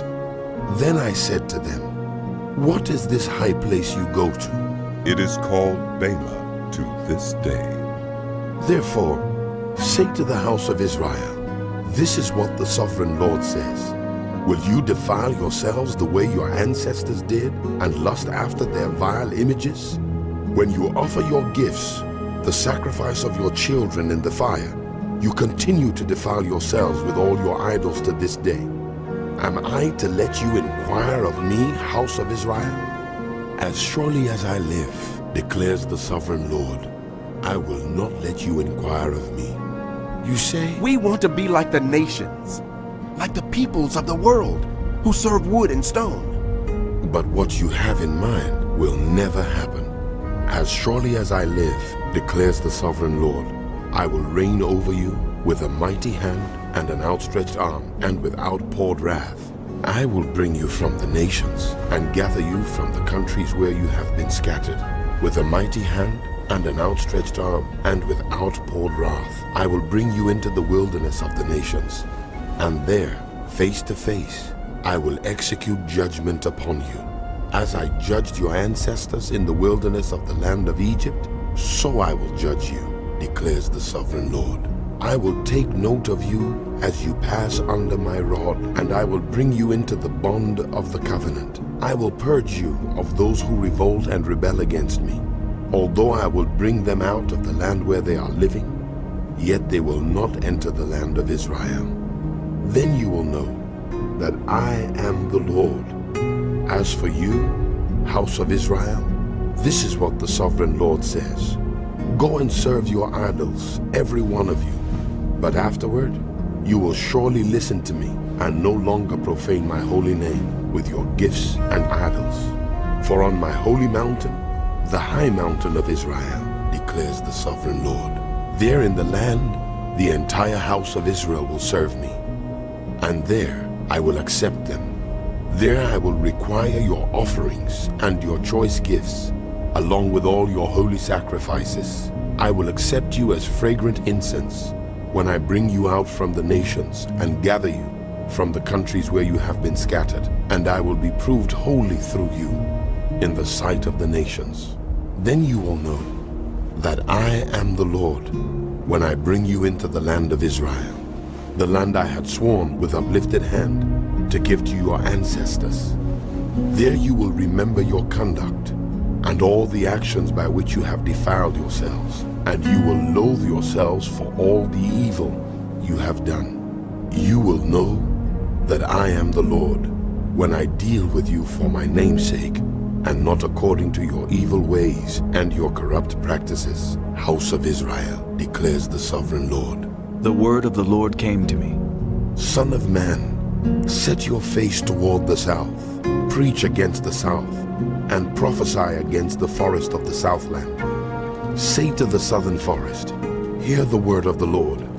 This is what the sovereign Lord says. I am about to set fire to you, and it will consume all your trees, both green and dry. The blazing flame will not be quenched, and every face from south to north will be scorched by it. Everyone will see that I, the Lord, have kindled it. It will not be quenched. Then I said, Ah, sovereign Lord, they are saying of me, Isn't he just... Son of man, set your face against Jerusalem and preach against the sanctuary. Prophesy against the land of Israel and say to her, this is what the Lord says, I am against you. I will draw my sword from its sheath and cut off from you both the righteous and the wicked. Because I am going to cut off the righteous and the wicked, my sword will be unsheathed against everyone from south to north. Then all people will know that I, the Lord, have drawn my sword from its sheath. It will not return again. Therefore groan, Son of Man, groan before them with broken heart and bitter grief. And when they ask you, Why are you groaning? you shall say, Because of the news that is coming, every heart will melt and every hand go limp. Every spirit will become faint and every knee will be wet with urine. It is coming. It will surely take place, declares the sovereign Lord. The word of the Lord came to me. Son of man, prophesy, and say, This is what the Lord says. A sword, sharpened and polished, sharpened for the slaughter, polished to flash like lightning. Shall we rejoice in the scepter of my royal son? The sword despises every such stick. The sword is appointed to be polished, to be grasped with the hand. It is sharpened and polished, made ready for the hand of the slayer. Cry out and wail, Son of man, for it is against my people. It is against all the princes of Israel. They are thrown to the sword along with my people. Therefore beat your breast. Testing will surely come. And what if even the scepter, which the sword despises, does not continue? Declares the sovereign Lord. So then, Son of man, prophesy and strike your hands together. Let the sword strike twice, even 3 times. It is a sword for slaughter, a sword for great slaughter, closing in on them from every side, so that hearts may melt and the fallen be many. I have stationed the sword for slaughter at all their gates. Oh, it is made to flash like lightning. It is grasped for slaughter. Slash to the right, you sword, then to the left, wherever your blade is turned. I too will strike my hands together, and my wrath will subside. I, the Lord, have spoken. The word of the Lord came to me. Son of man, mark out 2 roads for the sword of the king of Babylon to take, both starting from the same country. Make a signpost where the road branches off to the city. Mark out 1 road for the sword to come against Rabbah of the Ammonites, and another against Judah and fortify Jerusalem. For the king of Babylon will stop at the fork in the road, at the junction of the 2 roads, to seek an omen. He will cast lots with arrows. He will consult his idols. He will examine the liver. Into his right hand will come the lot for Jerusalem, where he is to set up battering rams, to give the command to slaughter, to sound the battle cry, to set battering rams against the gates, to build a ramp and to erect siege works. It will seem like a false omen to those who have sworn allegiance to him, but he will remind them of their guilt and take them captive. Therefore, this is what the sovereign Lord says. Because you people have brought to mind your guilt by your open rebellion, revealing your sins in all that you do, because you have done this, you will be taken captive. You profane and wicked prince of Israel, whose day has come, whose time of punishment has reached its climax. This is what the sovereign Lord says. Take off the turban, remove the crown. It will not be as it was. The lowly will be exalted, and the exalted will be brought low. A ruin, I will make it a ruin. The crown will not be restored until he to whom it rightfully belongs shall come. To him I will give it. And you, son of man, prophesy and say, This is what the sovereign Lord says about the Ammonites and their insults. A sword, drawn for the slaughter, polished to consume and to flash like lightning. Despite false visions concerning you and lying divinations about you, it will be laid on the necks of the wicked who are to be slain, whose day has come, whose time of punishment has reached its climax. Let the sword return to its sheath. In the place where you were created, in the land of your ancestry, I will judge you. I will pour out my wrath on you and breathe out my fiery anger against you. I will deliver you into the hands of brutal men skilled in destruction. You will be fuel for the fire. Your blood will be shed in your land. You will be remembered no more. For I, the Lord, Son of man, will you judge her? Will you judge this city of bloodshed? Then confront her with all her detestable practices and say, This is what the sovereign Lord says. You city that brings on herself doom by shedding blood in her midst and defiles herself by making idols. You have become guilty because of the blood you have shed and have become defiled by the idols you have made.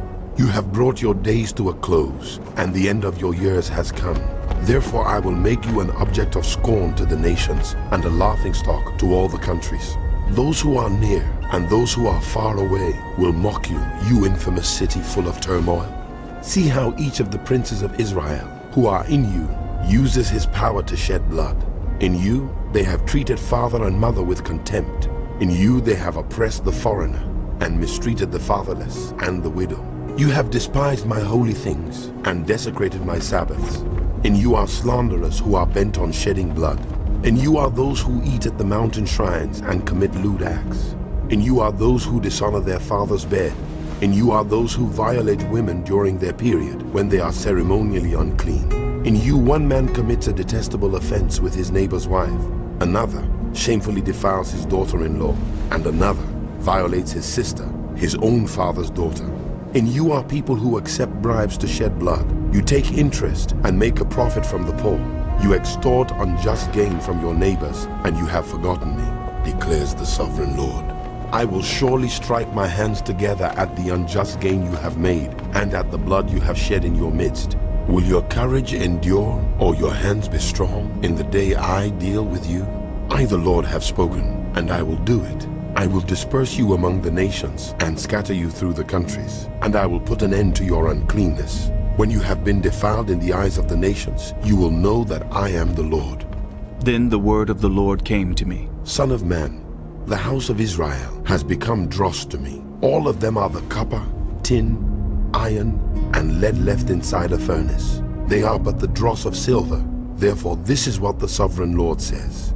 Because you have all become dross, I will gather you into Jerusalem. As silver, copper, iron, lead, and tin are gathered into a furnace to be melted with a fiery blast, so will I gather you in my anger and my wrath, and put you inside the city and melt you. I will gather you, and I will blow on you with my fiery wrath, and you will be melted inside her. As silver is melted in a furnace, so you will be melted inside her, and you will know that I, the Lord, have poured out my wrath on you. Again the word of the Lord came to me. Son of man, say to the land, you are a land that has not been cleansed or rained on in the day of wrath. There is a conspiracy of her princes within her like a roaring lion tearing its prey. They devour people, take treasures and precious things, and make many widows within her. Her priests do violence to my law and profane my holy things. They do not distinguish between the holy and the common.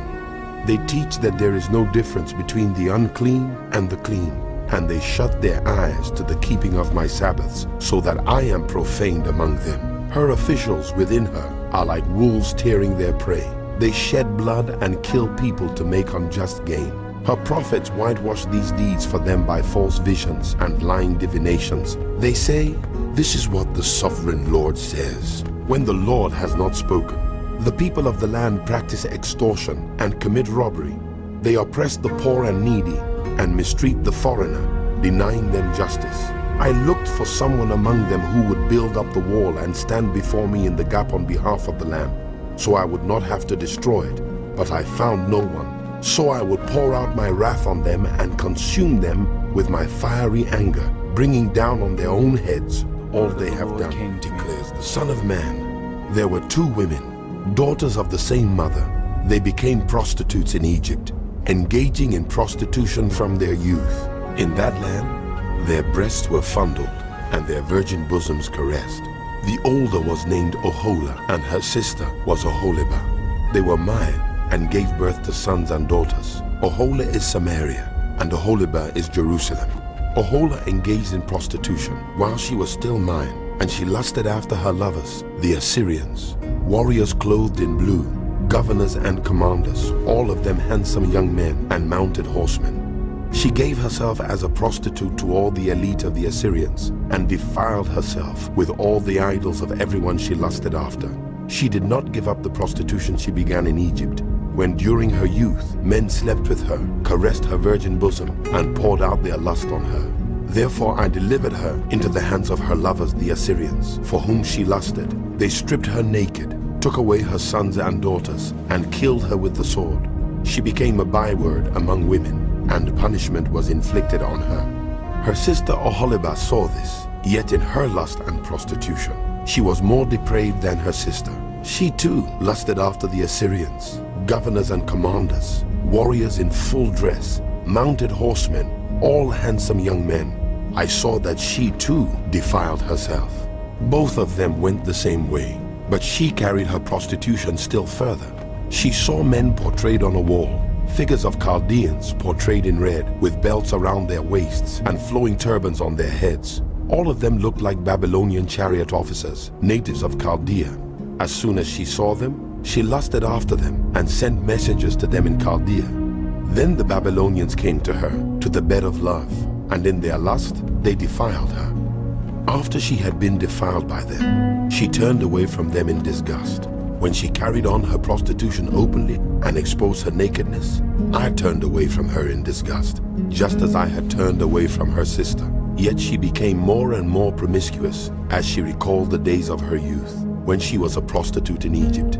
There she lusted after her lovers, whose genitals were like those of donkeys, and whose emission was like that of horses. So you longed for the lewdness of your youth, when in Egypt your bosom was caressed, and your young breasts fondled. Therefore, O Holibah, this is what the Sovereign Lord says. I will stir up your lovers against you, those you turned away from in disgust, and I will bring them against you from every side. The Babylonians and all the Chaldeans, the men of Pekod and Shoah and Koah, and all the Assyrians with them, handsome young men, all of them governors and commanders, chariot officers and men of high rank, all mounted on horses. They will come against you with weapons, chariots and wagons, and with a throng of people. They will take up positions against you on every side, with large and small shields and with helmets. I will turn you over to them for punishment, and they will punish you according to their standards. I will direct my jealous anger against you, and they will deal with you in fury. They will cut off your noses and your ears, and those of you who are left will fall by the sword. They will take away your sons and daughters, and those of you who are left will be consumed by fire. They will also strip you of your clothes and take your fine jewelry. So I will put a stop to the lewdness and prostitution you began in Egypt. You will not look on these things with longing or remember Egypt anymore. For this is what the Sovereign Lord says. I am about to deliver you into the hands of those you hate, to those you turned away from in disgust. They will deal with you in hatred and take away everything you have worked for. They will leave you stark naked, and the shame of your prostitution will be exposed. Your lewdness and promiscuity have brought this on you, because you lusted after the nations and defiled yourself with their idols. You have gone the way of your sister, so I will put her cup in your hand. This is what the Sovereign Lord says. You will drink your sister's cup, a cup large and deep. It will bring scorn and derision, for it holds so much. You will be filled with drunkenness and sorrow, the cup of ruin and desolation, the cup of your sister Samaria. You will drink it and drain it dry and chew on its pieces, and you will tear your breasts. I have spoken, declares the Sovereign Lord. Therefore, this is what the Sovereign Lord says. Since you have forgotten me and thrust me behind your back, you must bear the consequences of your lewdness and prostitution. The Lord said to me, Son of man, will you judge Oholah and Oholibah? Then confront them with their detestable practices, for they have committed adultery, and blood is on their hands. They committed adultery with their idols.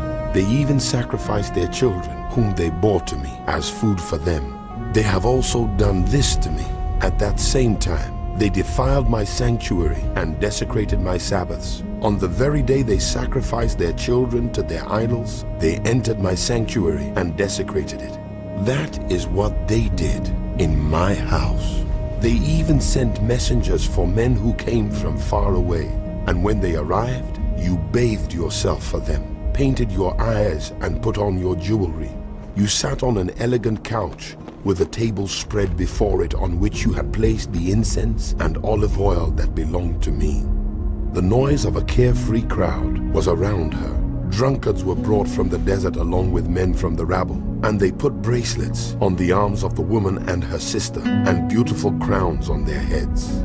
Then I said about the one worn out by adultery, now let them use her as a prostitute, for that is all she is. And they slept with her. As men sleep with a prostitute, so they slept with those lewd women, Oholah and Oholibah. But righteous judges will sentence them to the punishment of women who commit adultery and shed blood, because they are adulterous and blood is on their hands. This is what the Sovereign Lord says. Bring a mob against them. and give them over to terror and plunder.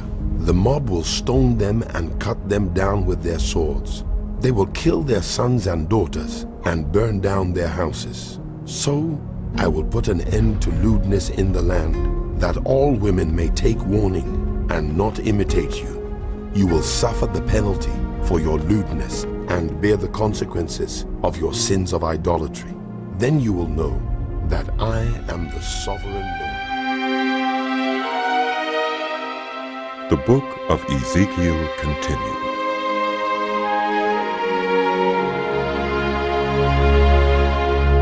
In the 9th year, in the 10th month, on the 10th day, the word of the Lord came to me. Son of man, record this date, this very date, because the king of Babylon has laid siege to Jerusalem this very day. Tell this rebellious house a parable, and say to them, this is what the sovereign Lord says.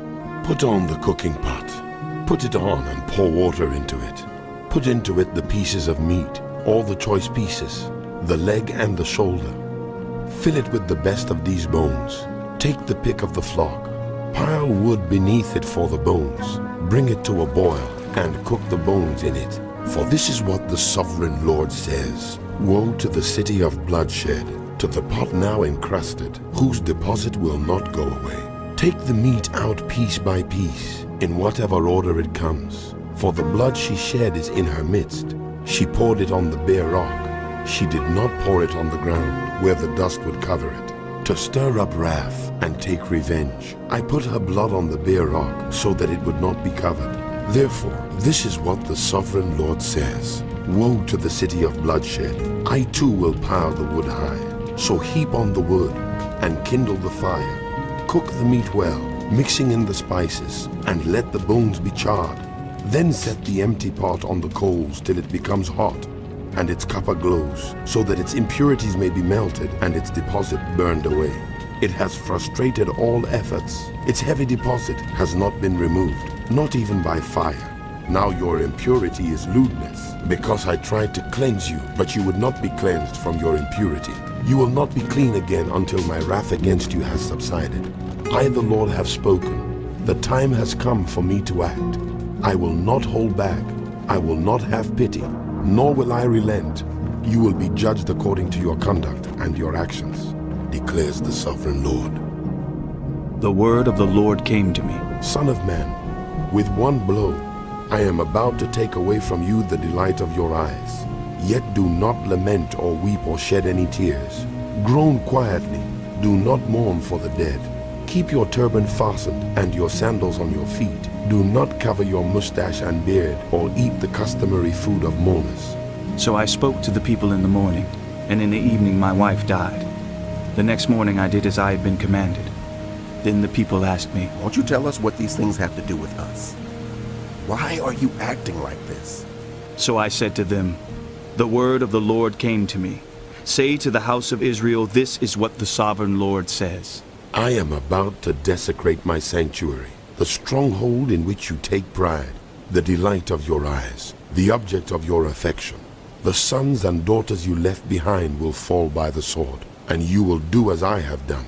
You will not cover your mustache and beard, or eat the customary food of mourners.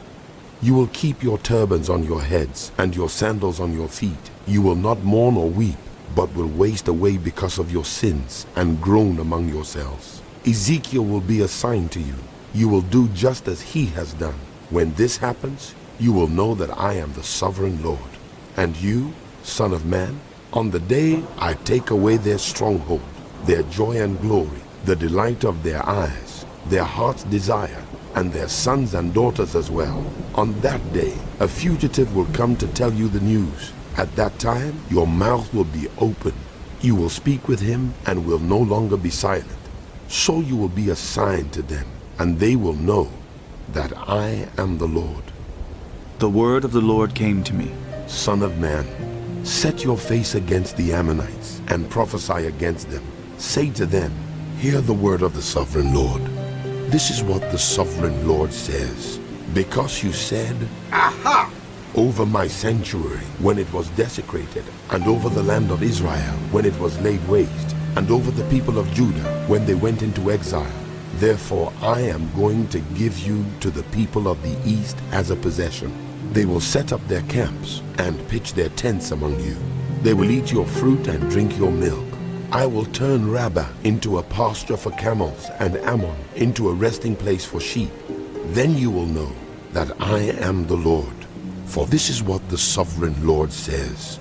Because you have clapped your hands and stamped your feet, rejoicing with all the malice of your heart against the land of Israel, therefore I will stretch out my hand against you and give you as plunder to the nations. I will wipe you out from among the nations and exterminate you from the countries. I will destroy you, and you will know that I am the Lord. This is what the sovereign Lord says. Because Moab and Seir said, Look, the house of Judah has become like all the other nations. therefore I will expose the flank of Moab, beginning at its frontier towns, Beth Jeshimoth, Baal Meon, and Kiriathaim, the glory of that land. I will give Moab, along with the Ammonites, to the people of the east as a possession, so that the Ammonites will not be remembered among the nations. And I will inflict punishment on Moab. Then they will know that I am the Lord. This is what the sovereign Lord says. Because Edom took revenge on the house of Judah and became very guilty by doing so, therefore this is what the sovereign Lord says. I will stretch out my hand against Edom and kill its people and their animals. I will lay it waste, and from Teman to Dedan they will fall by the sword. I will take vengeance on Edom by the hand of my people Israel, and they will deal with Edom in accordance with my anger and my wrath. They will know my vengeance, declares the sovereign Lord. This is what the sovereign Lord says. Because the Philistines acted in vengeance and took revenge with malice in their hearts, and with ancient hostility sought to destroy Judah, therefore this is what the sovereign Lord says. I am about to stretch out my hand against the Philistines, and I will wipe out the Kerethites and destroy those remaining along the coast. I will carry out great vengeance on them and punish them in my wrath. Then they will know that I am the Lord when I take vengeance on them. In the 11th month of the 12th year, on the first day of the month, the word of the Lord came to me. Son of man, because Tyre has said of Jerusalem, Ha! The gate to the nations is broken, and his doors have swung open to me. Now that she lies in ruins, I will prosper. therefore, this is what the sovereign Lord says. I am against you, Tyre, and I will bring many nations against you like the sea casting up its waves. They will destroy the walls of Tyre and pull down her towers. I will scrape away her rubble and make her a bare rock. Out in the sea, she will become a place to spread fish nets, for I have spoken, declares the sovereign Lord. She will become plunder for the nations, and her settlements on the mainland will be ravaged by the sword. Then they will know that I am the Lord. For this is what the sovereign Lord says. From the north I am going to bring against Tyre Nebuchadnezzar, king of Babylon, king of kings, with horses and chariots, with horsemen and a great army. He will ravage your settlements on the mainland with the sword. He will set up siege works against you, build a ramp up to your walls, and raise his shields against you.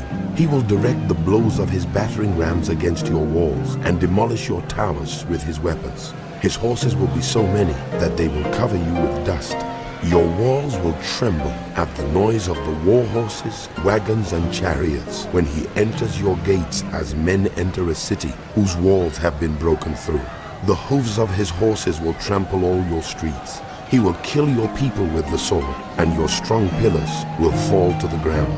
They will plunder your wealth and loot your merchandise. They will break down your walls and demolish your fine houses and throw your stones, timber, and rubble into the sea.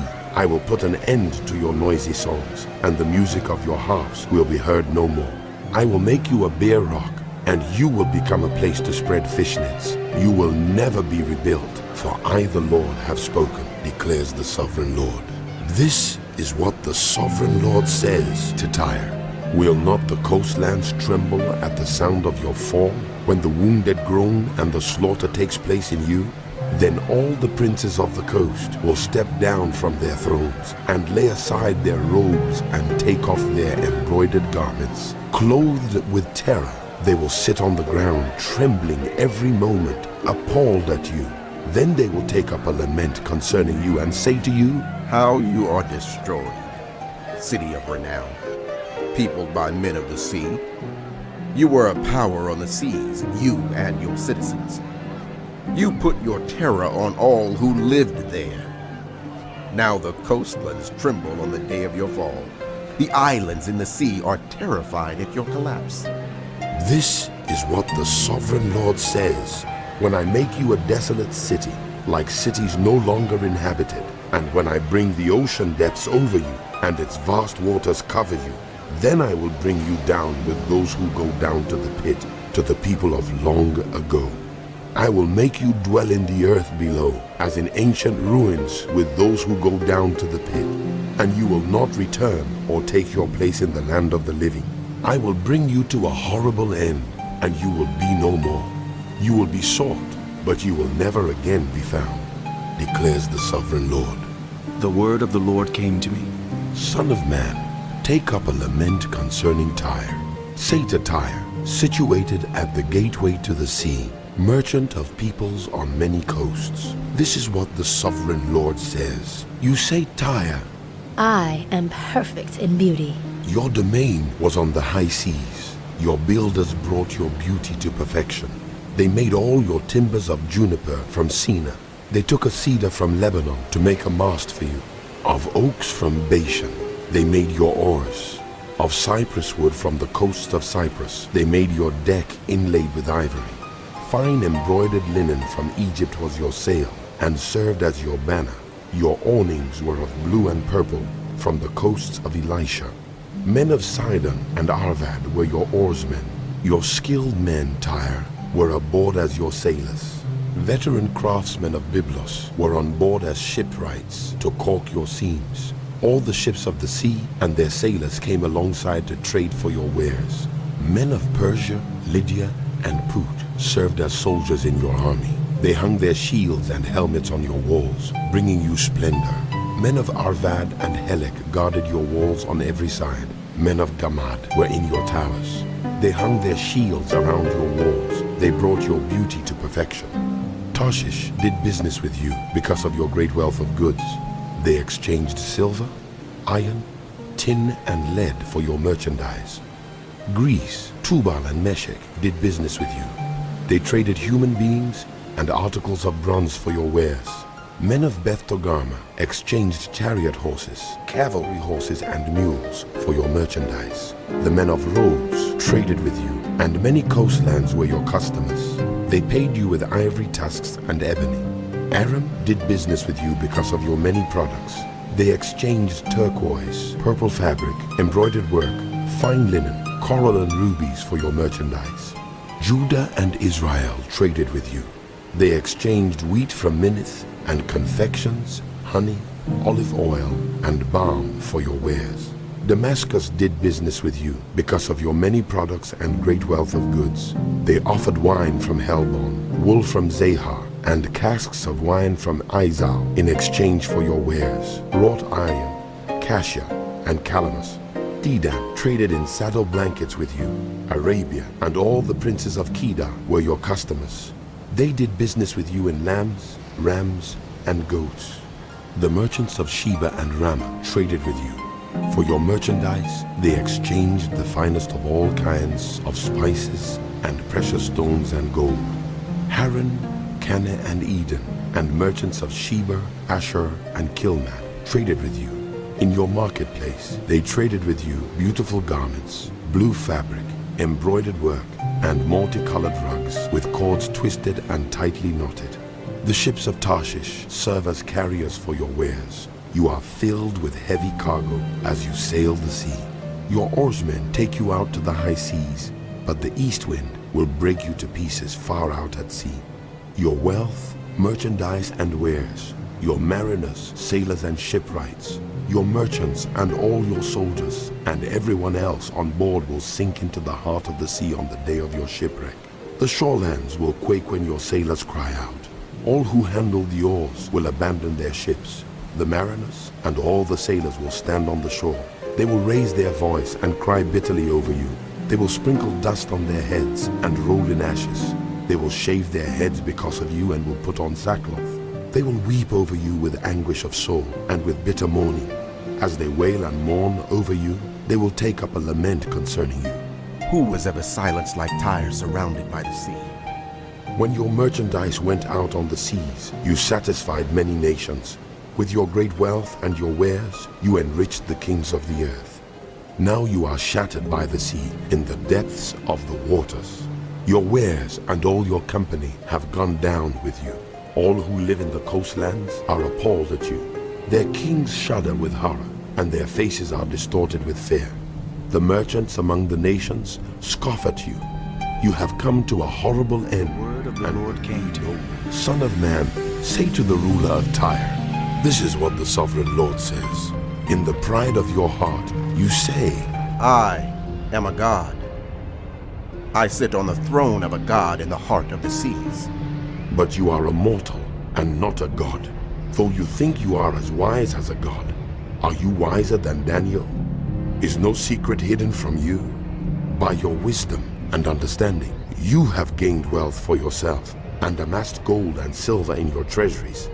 By your great skill in trading, you have increased your wealth, and because of your wealth, your heart has grown proud.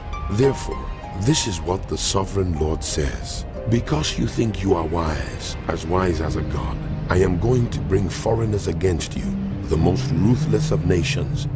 They will draw their swords against your beauty and wisdom and pierce your shining splendor. They will bring you down to the pit, and you will die a violent death in the heart of the seas. Will you then say, I am a god?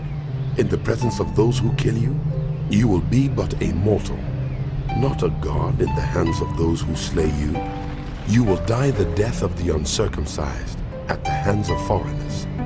I have spoken, declares the sovereign Lord. The word of the Lord came to me. Son of man, take up a lament concerning the king of Tyre, and say to him, this is what the sovereign Lord says. You were the seal of perfection, full of wisdom and perfect in beauty. You were in Eden, the garden of God. Every precious stone adorned you: carnelian, chrysolite and emerald, topaz, onyx and jasper, lapis lazuli, turquoise and beryl. Your settings and mountings were made of gold. On the day you were created, they were prepared. You were anointed as a guardian cherub, for so I ordained you. You were on the holy mount of God. You walked among the fiery stones. You were blameless in your ways from the day you were created, till wickedness was found in you. Through your widespread trade, you were filled with violence and you sinned.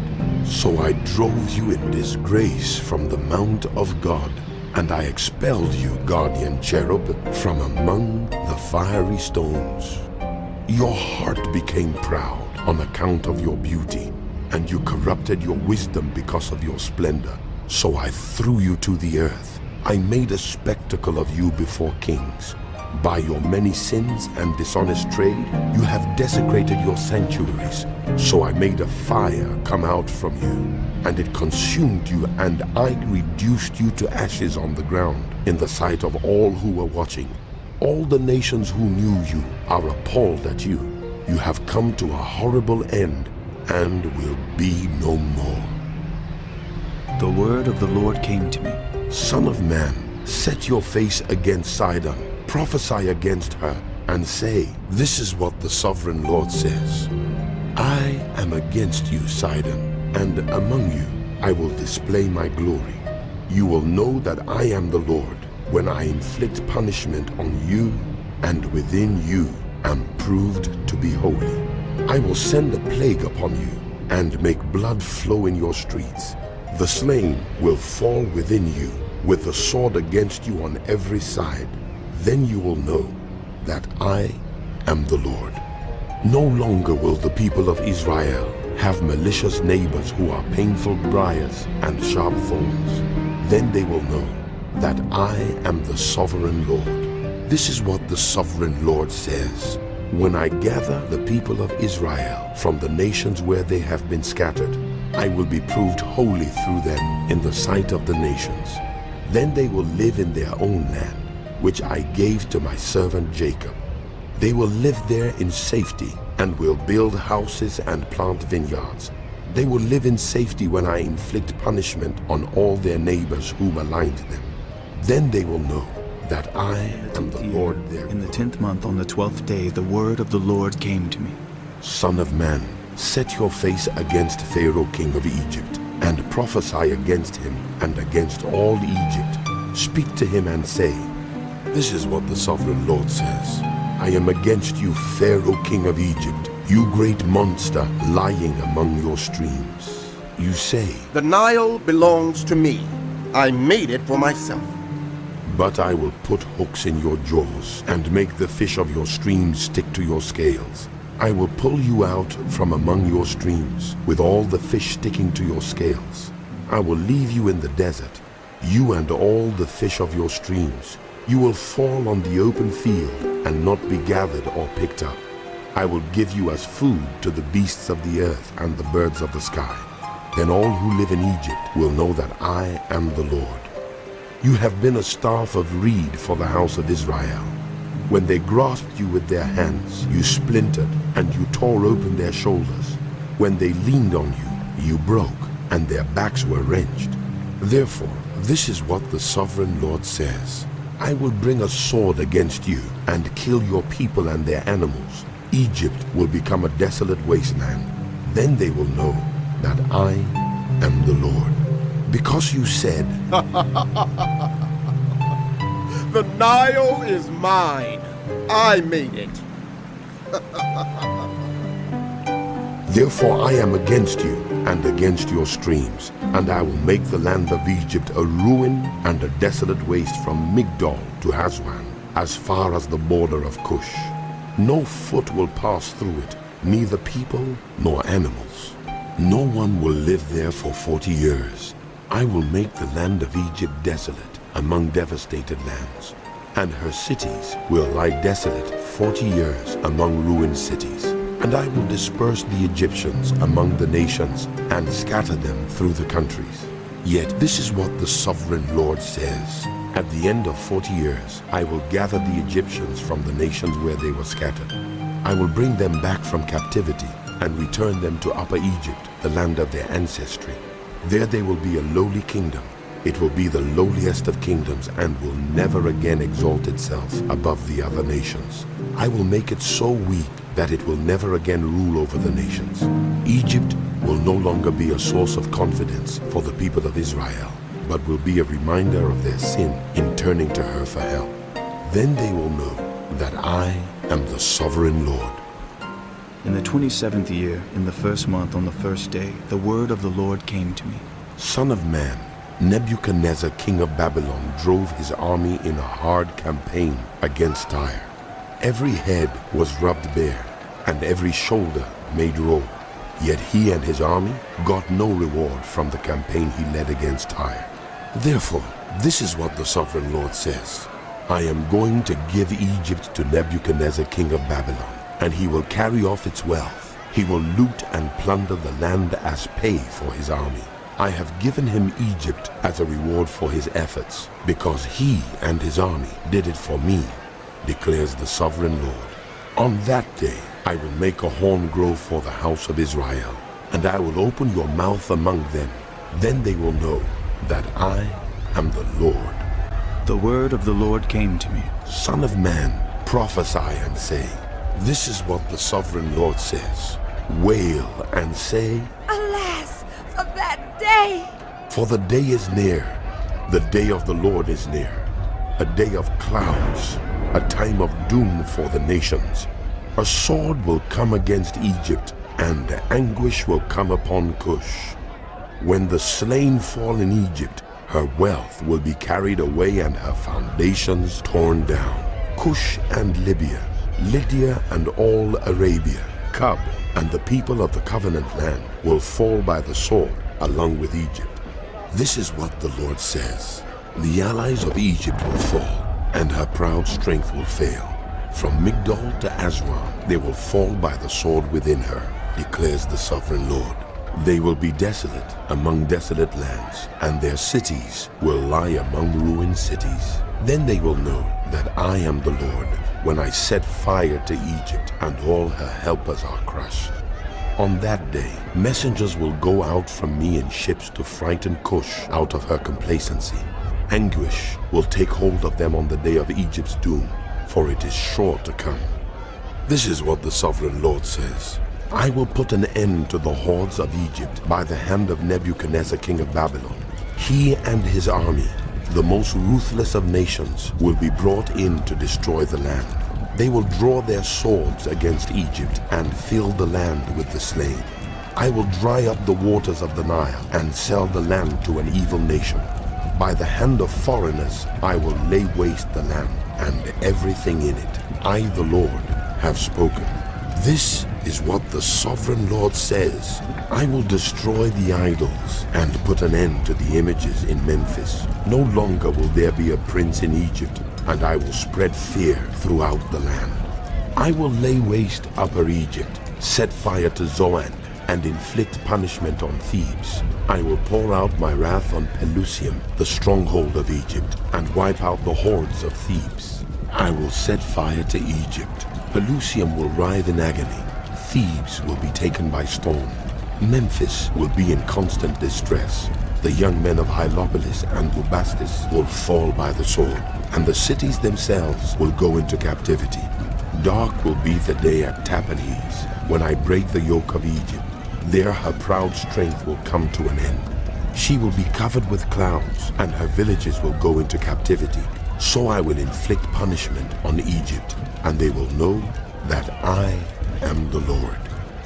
In the 11th year, in the first month on the 7th day, the word of the Lord came to me. Son of man, I have broken the arm of Pharaoh, king of Egypt. It has not been bound up to be healed, or put in a splint so that it may become strong enough to hold a sword. Therefore, this is what the sovereign Lord says. I am against Pharaoh, king of Egypt. I will break both his arms, the good arm as well as the broken one, and make the sword fall from his hand. I will disperse the Egyptians among the nations and scatter them through the countries. I will strengthen the arms of the king of Babylon and put my sword in his hand. But I will break the arms of Pharaoh, and he will groan before him like someone mortally wounded. I will strengthen the arms of the king of Babylon, but the arms of Pharaoh will fall limp. Then they will know that I am the Lord, when I put my sword into the hand of the king of Babylon, and he brandishes it against Egypt.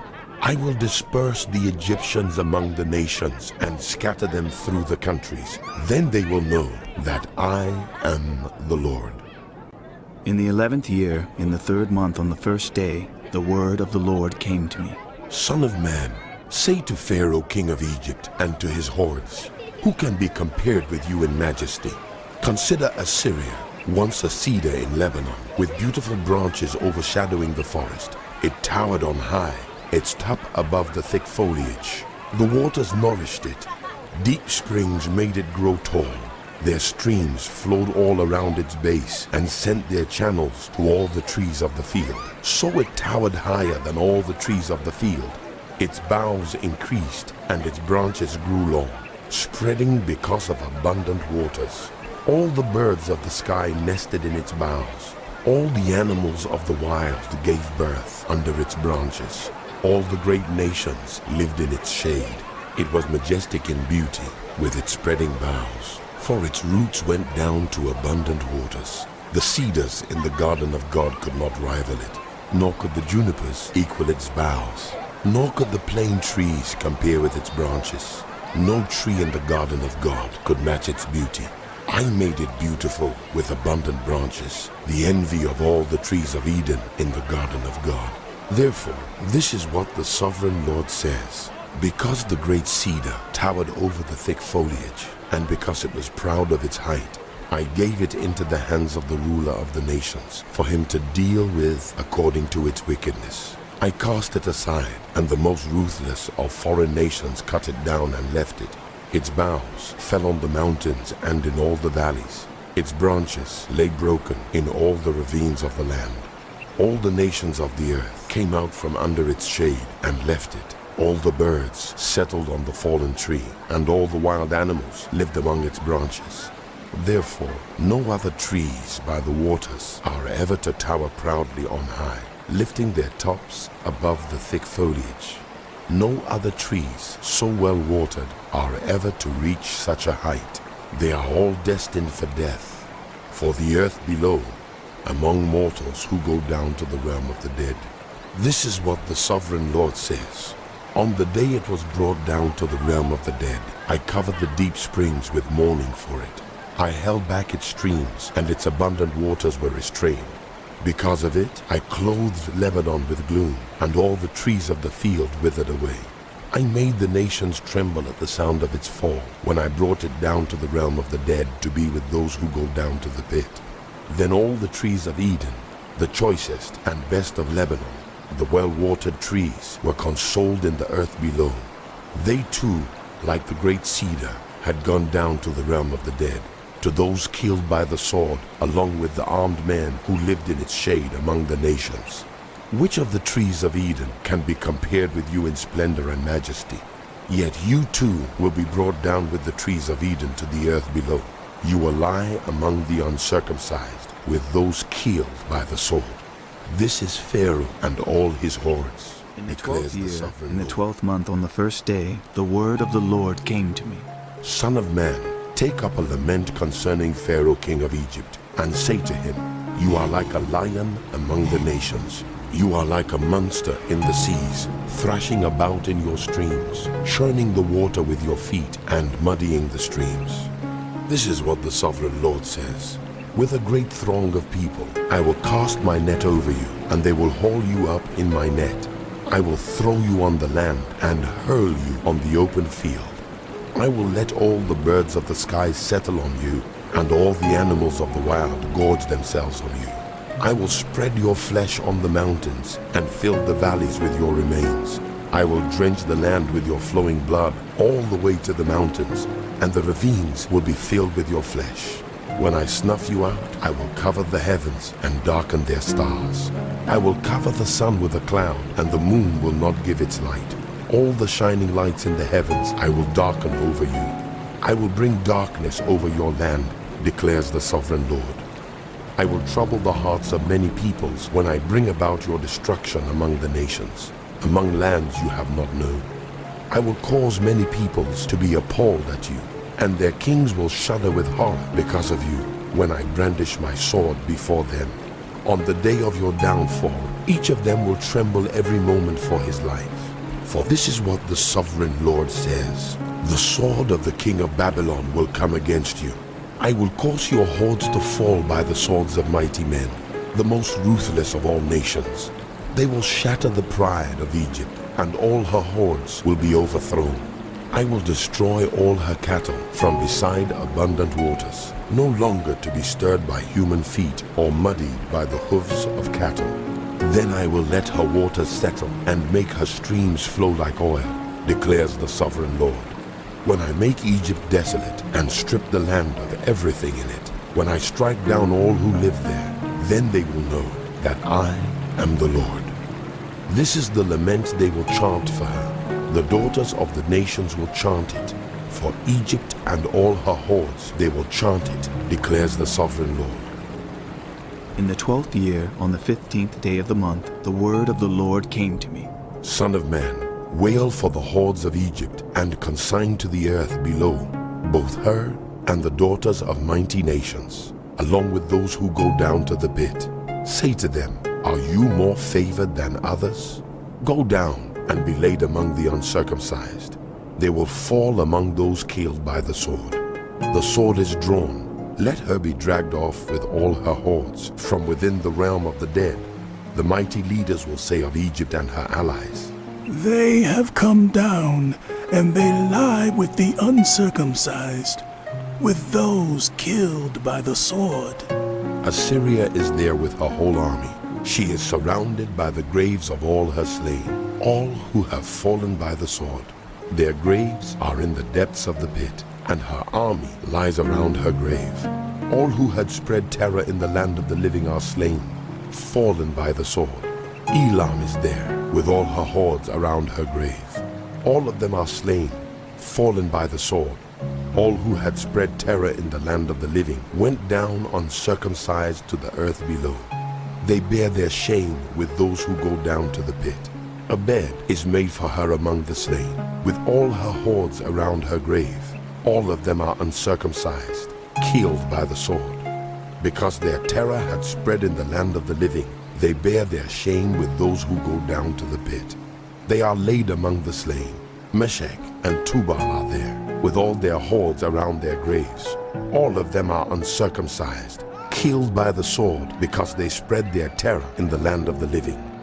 But they do not lie with the fallen warriors of old, who went down to the realm of the dead with their weapons of war, their swords placed under their heads, and their shields resting on their bones.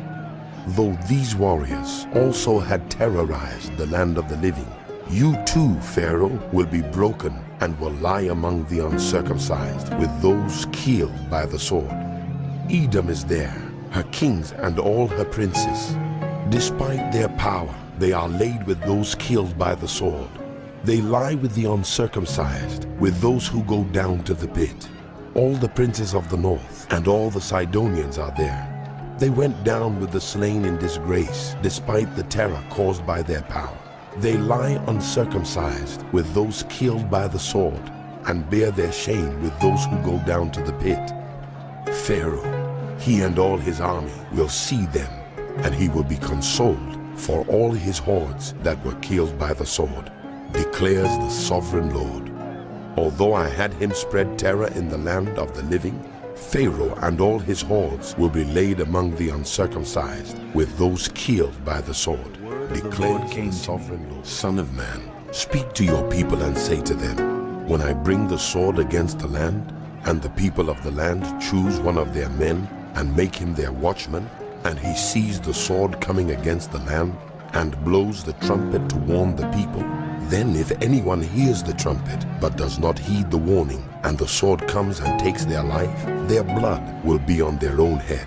Since they heard the sound of the trumpet, but did not heed the warning, their blood will be on their own head. If they had heeded the warning, they would have saved themselves. But if the watchman sees the sword coming, and does not blow the trumpet to warn the people, and the sword comes and takes someone's life, that person's life will be taken because of their sin. But I will hold the watchman accountable for their blood. Son of man, I have made you a watchman for the house of Israel. So hear the word I speak, and give them warning from me. When I say to the wicked, you wicked people, you will surely die, and you do not speak out to dissuade them from their ways, those wicked people will die for their sins, and I will hold you accountable for their blood. But if you do warn the wicked to turn from their ways, and they do not do so, they will die for their sins, though you yourself will be saved. Son of man, say to the house of Israel, This is what you are saying. Our offenses and sins weigh us down, and we are wasting away because of them. How then can we live? say to them, as surely as I live, declares the sovereign Lord, I take no pleasure in the death of the wicked, but rather that they turn from their ways and live. Turn from your evil ways. Why will you die, house of Israel? Therefore, Son of man, say to your people, If someone who is righteous disobeys, that person's former righteousness will count for nothing. And if someone who is wicked repents, that person's former wickedness will not bring condemnation. The righteous, if they sin, will not be allowed to live because of their former righteousness. If I tell the righteous that they will surely live, but then they trust in their righteousness and do evil, none of the righteous things they have done will be remembered. They will die for the evil they have done. And if I say to the wicked, you will surely die, but they then turn away from their sins and do what is just and right, if they give back what they took in pledge for a loan, return what they have stolen, follow the decrees that give life, and do no evil, they will surely live. They will not die. None of the sins they have committed will be remembered against them. They have done what is just and right. they will surely live. Yet your people say, The way of the Lord is not just. but it is their way that is not just. If the righteous turn from their righteousness and do evil, they will die for it. And if the wicked turn away from their wickedness and do what is just and right, they will live by doing so. Yet you say, House of Israel, The way of the Lord is not just. but I will judge each of you according to your own ways. In the 12th year of our exile, in the 10th month on the 5th day, a man who had escaped from Jerusalem came to me and said, The city has fallen. Now the evening before the man arrived, the hand of the Lord was on me, and he opened my mouth before the man came to me in the morning. So my mouth was open, and I was no longer silent. Then the word of the Lord came to me. Son of man, the people living in those ruins in the land of Israel are saying, Abraham was only one man, yet he possessed the land. But we are many. Surely the land has been given to us as our possession. Therefore say to them, This is what the sovereign Lord says. Since you eat meat with the blood still in it and look to your idols and shed blood, should you then possess the land? You rely on your sword, you do detestable things, and each of you defiles his neighbor's wife. Should you then possess the land? Say this to them, This is what the sovereign Lord says. As surely as I live, those who are left in the ruins will fall by the sword. Those out in the country I will give to the wild animals to be devoured, and those in strongholds and caves will die of a plague. I will make the land a desolate waste, and her proud strength will come to an end. And the mountains of Israel will become desolate so that no one will cross them. Then they will know that I am the Lord, when I have made the land a desolate waste because of all the detestable things they have done. As for you, Son of man, your people are talking together about you by the walls and at the doors of the houses, saying to each other, Come and hear the message that has come from the Lord. My people come to you as they usually do, and sit before you to hear your words, but they do not put them into practice. Their mouths speak of love, but their hearts are greedy for unjust gain. Indeed, to them you are nothing more than one who sings love songs with a beautiful voice and plays an instrument well. For they hear your words, but do not put them into practice. When all this comes true, and it surely will, then they will know that a prophet has been. Son of man, prophesy against the shepherds of Israel. Prophesy and say to them, This is what the sovereign Lord says. Woe to you, shepherds of Israel, who only take care of yourselves. Should not shepherds take care of the flock? You eat the curds, clothe yourselves with the wool, and slaughter the choice animals, but you do not take care of the flock. You have not strengthened the weak, or healed the sick, or bound up the injured. You have not brought back the strays, or searched for the lost.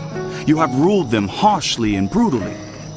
So they were scattered because there was no shepherd. And when they were scattered, they became food for all the wild animals.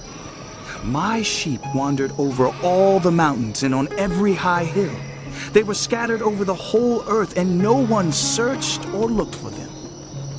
Therefore, you shepherds, hear the word of the Lord. As surely as I live, declares the sovereign Lord, because my flock lacks a shepherd, and so has been plundered and has become food for all the wild animals, and because my shepherds did not search for my flock, but cared for themselves rather than for my flock. Therefore, you shepherds, hear the word of the Lord. This is what the sovereign Lord says. I am against the shepherds, and will hold them accountable for my flock.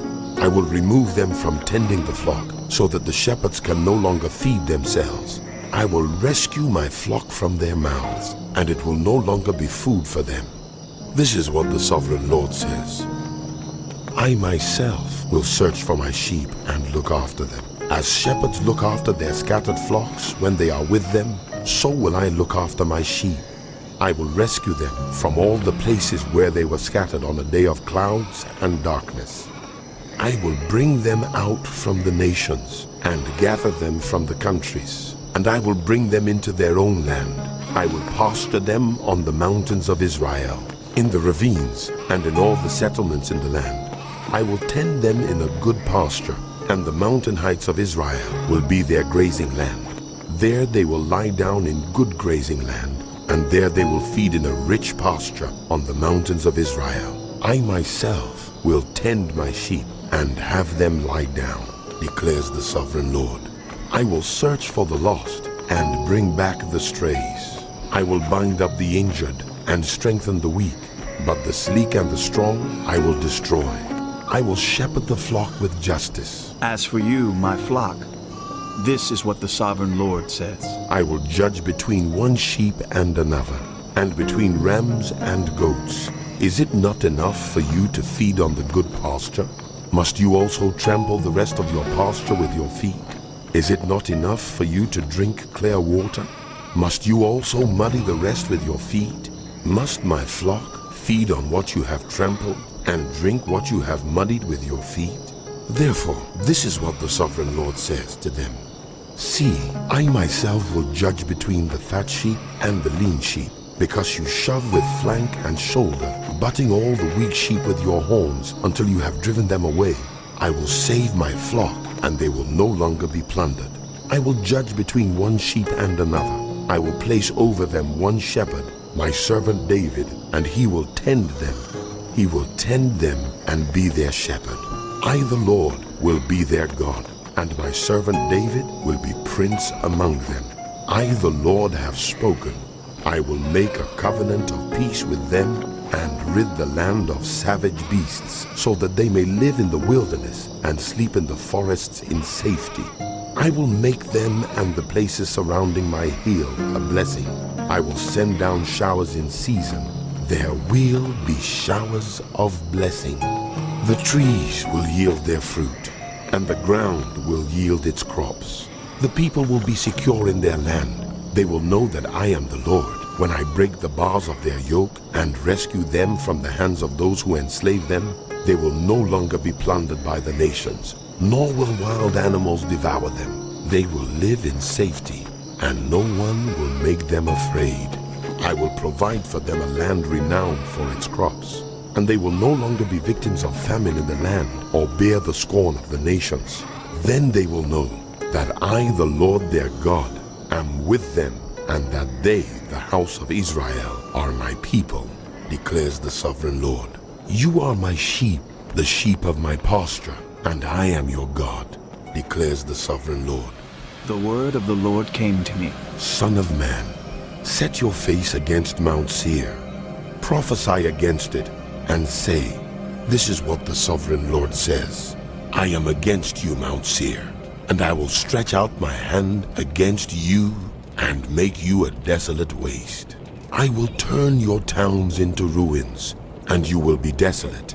Then you will know that I am the Lord, because you harbored an ancient hostility and delivered the Israelites over to the sword at the time of their calamity, the time their punishment reached its climax. Therefore, as surely as I live, declares the sovereign Lord, I will give you over to bloodshed, and it will pursue you. Since you did not hate bloodshed, bloodshed will pursue you. I will make Mount Seir a desolate waste, and cut off from it all who come and go. I will fill your mountains with the slain. Those killed by the sword will fall on your hills and in your valleys, and in all your ravines. I will make you desolate forever. Your towns will not be inhabited. Then you will know that I am the Lord, because you have said, These two nations and countries will be ours, and we will take possession of them. even though I, the Lord, was there. Therefore, as surely as I live, declares the sovereign Lord, I will treat you in accordance with the anger and jealousy you showed in your hatred of them, and I will make myself known among them when I judge you. Then you will know that I, the Lord, have heard all the contemptible things you have said against the mountains of Israel. You said, They have been laid waste and have been given over to us to devour.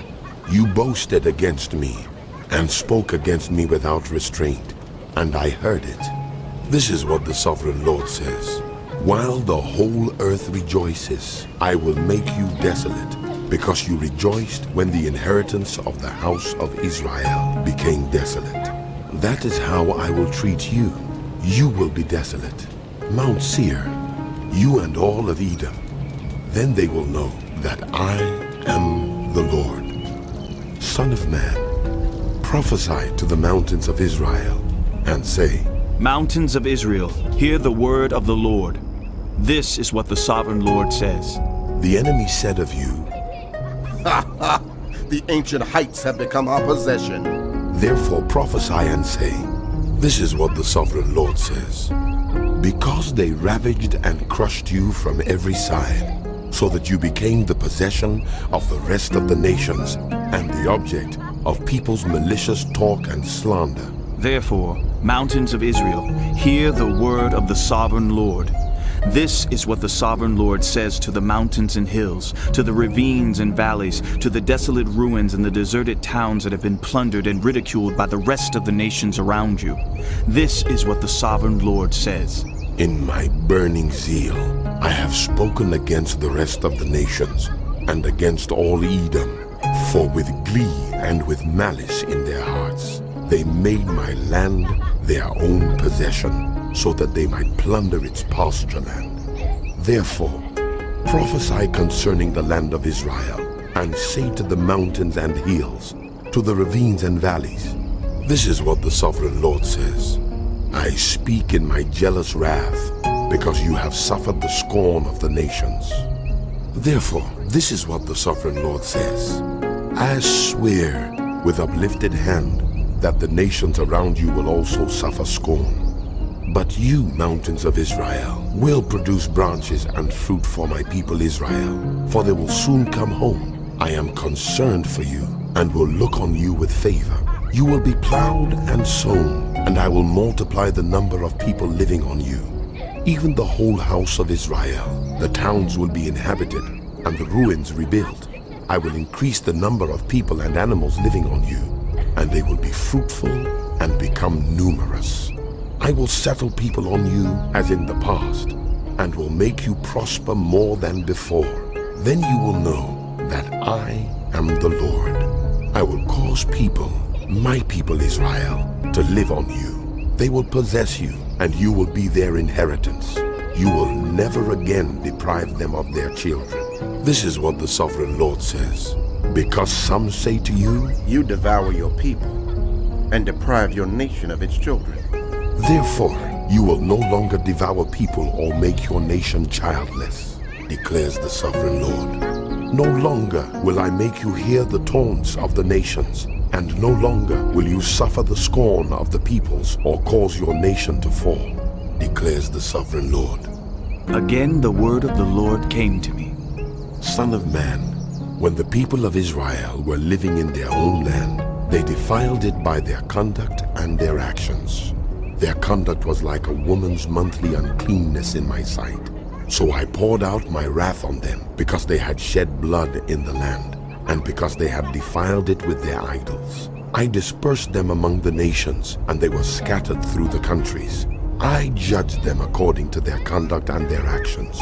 And wherever they went among the nations, they profaned my holy name.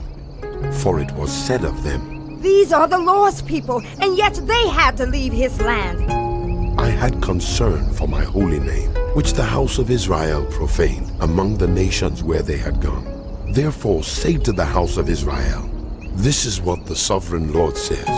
It is not for your sake, house of Israel, that I am going to do these things, but for the sake of my holy name, which you have profaned among the nations where you have gone. I will show the holiness of my great name, which has been profaned among the nations. The name you have profaned among them. Then the nations will know that I am the Lord, declares the sovereign Lord, when I am proved holy through you before their eyes. For I will take you out of the nations. I will gather you from all the countries and bring you back into your own land. I will sprinkle clean water on you, and you will be clean. I will cleanse you from all your impurities and from all your idols. I will give you a new heart and put a new spirit in you. I will remove from you your heart of stone and give you a heart of flesh. And I will put my spirit in you and move you to follow my decrees and be careful to keep my laws. Then you will live in the land I gave your ancestors. You will be my people, and I will be your God. I will save you from all your uncleanness. I will call for the grain and make it plentiful, and will not bring famine upon you. I will increase the fruit of the trees and the crops of the field, so that you will no longer suffer disgrace among the nations because of famine. Then you will remember your evil ways and wicked deeds, and you will loathe yourselves for your sins and detestable practices. I want you to know that I am not doing this for your sake, declares the Sovereign Lord. Be ashamed and disgraced for your conduct, house of Israel. This is what the Sovereign Lord says. On the day I cleanse you from all your sins, I will resettle your towns, and the ruins will be rebuilt.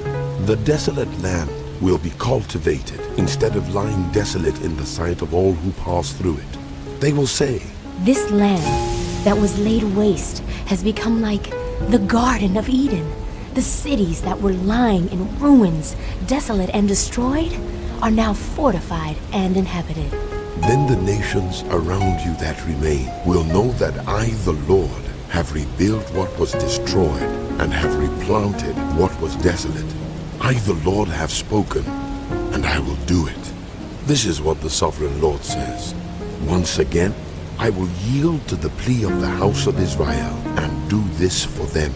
I will make their people as numerous as sheep, as numerous as the flocks for offerings at Jerusalem during her appointed festivals. So will the ruined cities be filled with flocks of people.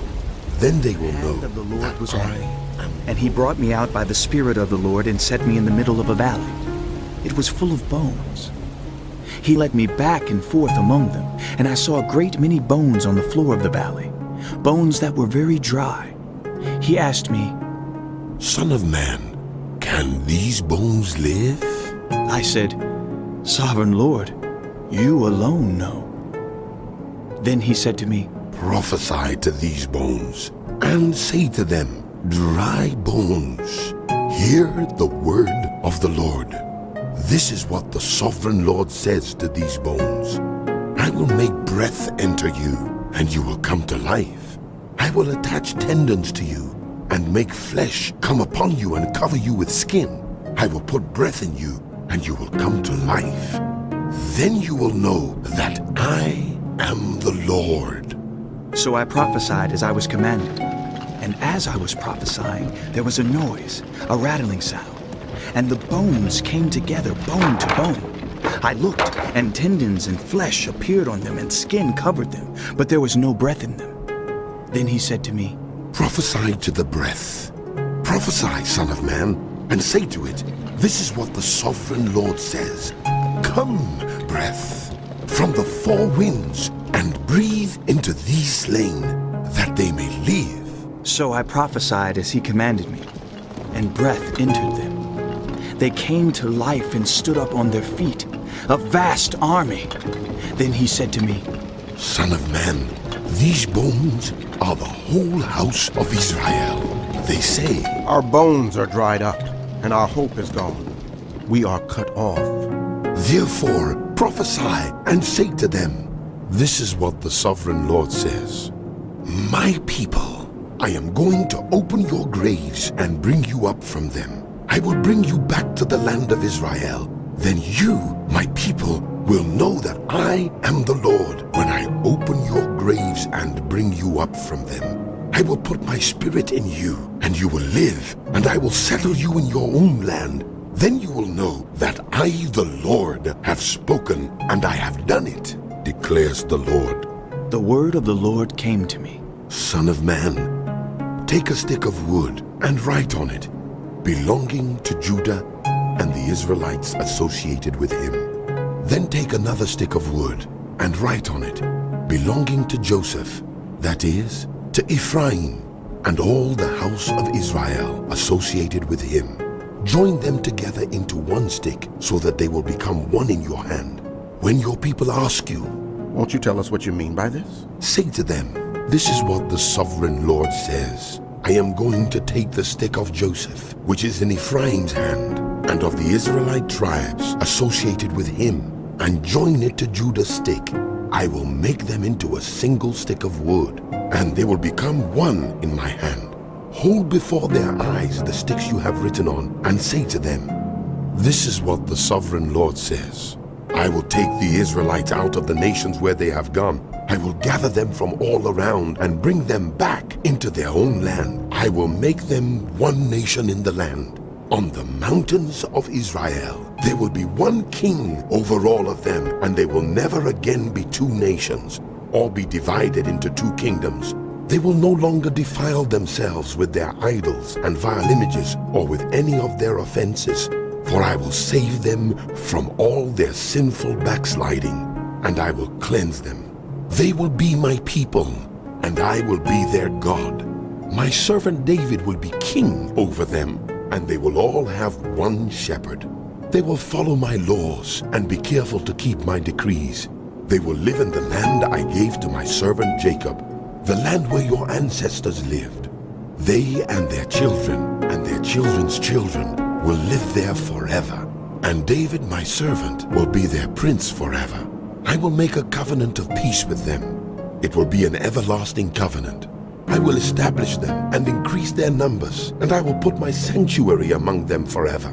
My dwelling place will be with them. I will be their God, and they will be my people. Then the nations will know that I, the Lord, make Israel holy, when my sanctuary is among them forever. The book of Ezekiel continued.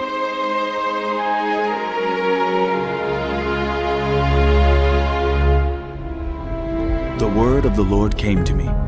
Son of man, set your face against Gog of the land of Magog, the chief prince of Meshech and Tubal. Prophesy against him and say, this is what the sovereign Lord says.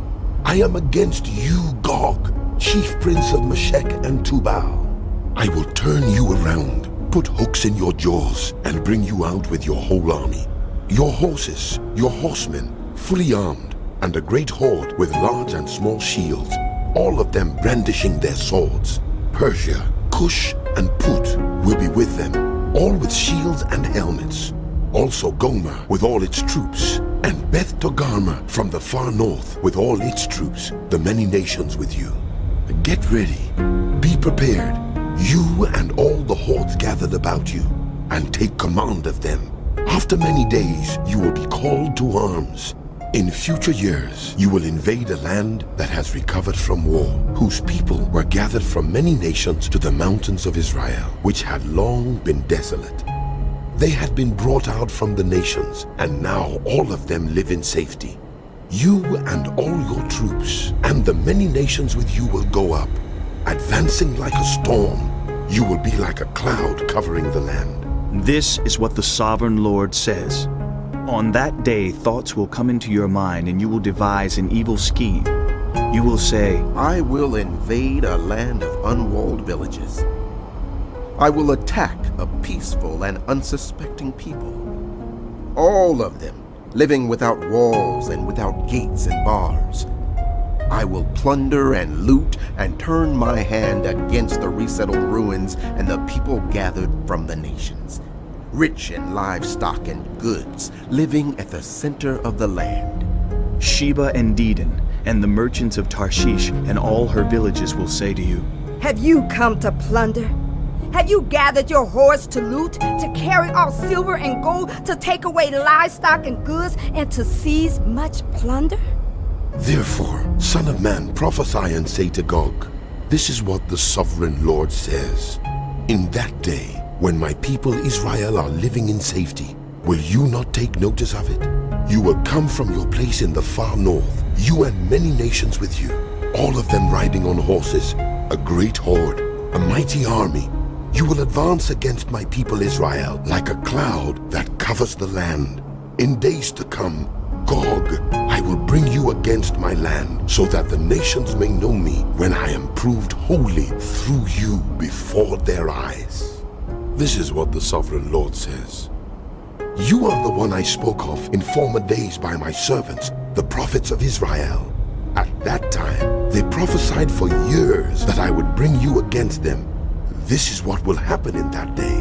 When Gog attacks the land of Israel, my hot anger will be aroused, declares the sovereign Lord. In my zeal and fiery wrath, I declare that at that time there shall be a great earthquake in the land of Israel. The fish in the sea, the birds in the sky, the beasts of the field, every creature that moves along the ground, and all the people on the face of the earth will tremble at my presence. The mountains will be overturned, the cliffs will crumble, and every wall will fall to the ground. I will summon a sword against Gog on all my mountains, declares the sovereign Lord. Every man's sword will be against his fellow. I will execute judgment on him with plague and bloodshed. I will pour down torrents of rain, hailstones, and burning sulfur on him, and on his troops, and on the many nations with him. And so I will show my greatness and my holiness, and I will make myself known in the sight of many nations. Then they will know that I am the man Lord. Prophesy against Gog and say, this is what the sovereign Lord says. I am against you, Gog, chief prince of Meshech and Tubal. I will turn you around and drag you along. I will bring you from the far north and send you against the mountains of Israel. Then I will strike your bow from your left hand and make your arrows drop from your right hand. On the mountains of Israel you will fall, you and all your troops and the nations with you.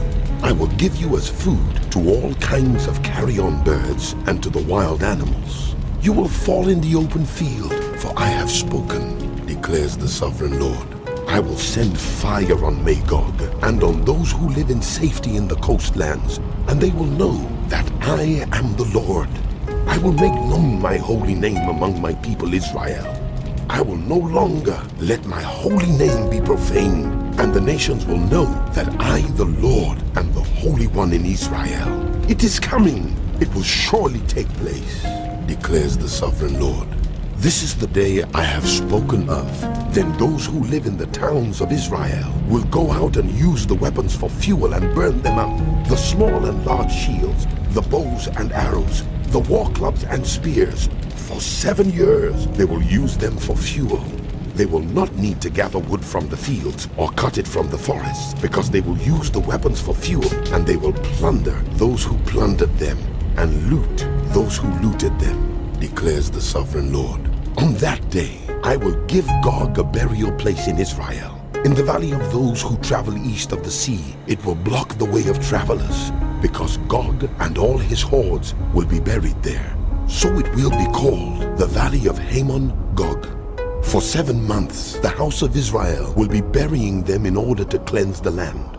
All the people of the land will bury them, and the day I display my glory will be a memorable day for them, declares the sovereign Lord. People will be continually employed in cleansing the land. They will spread out across the land, and along with others, they will bury any bodies that are lying on the ground. After the 7 months, they will carry out a more detailed search. As they go through the land, anyone who sees a human bone will leave a marker beside it, until the gravediggers bury it in the valley of Hamon Gog near a town called Pomona. And so they will cleanse the land. Son of man, this is what the sovereign Lord says. Call out to every kind of bird and all the wild animals.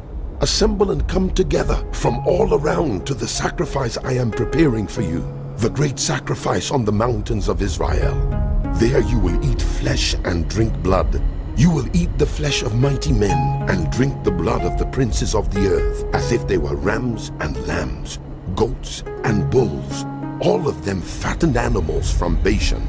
At the sacrifice I am preparing for you, you will eat fat till you are glutted and drink blood till you are drunk. At my table you will eat your fill of horses and riders, mighty men and soldiers of every kind, declares the sovereign Lord. I will display my glory among the nations, and all the nations will see the punishment I inflict and the hand I lay on them. From that day forward, the house of Israel will know that I am the Lord their God, and the nations will know that the people of Israel went into exile for their sin, because they were unfaithful to me. So I hid my face from them and handed them over to their enemies, and they all fell by the sword. I dealt with them according to their uncleanness and their offenses, and I hid my face from them. Therefore, this is what the sovereign Lord says. I will now restore the fortunes of Jacob, and will have compassion on all the people of Israel, and I will be zealous for my holy name. They will forget their shame and all the unfaithfulness they showed toward me when they lived in safety in their land, with no one to make them afraid. When I have brought them back from the nations and have gathered them from the countries of their enemies, I will be proved holy through them in the sight of many nations. Then they will know that I am the Lord their God. For though I sent them into exile among the nations, I will gather them to their own land, not leaving any behind. I will no longer hide my face from them, for I will pour out my spirit on the house of Israel. In the 25th year of our exile, at the beginning of the year, on the 10th of the month, in the 14th year after the fall of the city, on that very day the hand of the Lord was on me, and he took me there. In visions of God, he took me to the land of Israel and set me on a very high mountain, on whose south side were some buildings that looked like a city.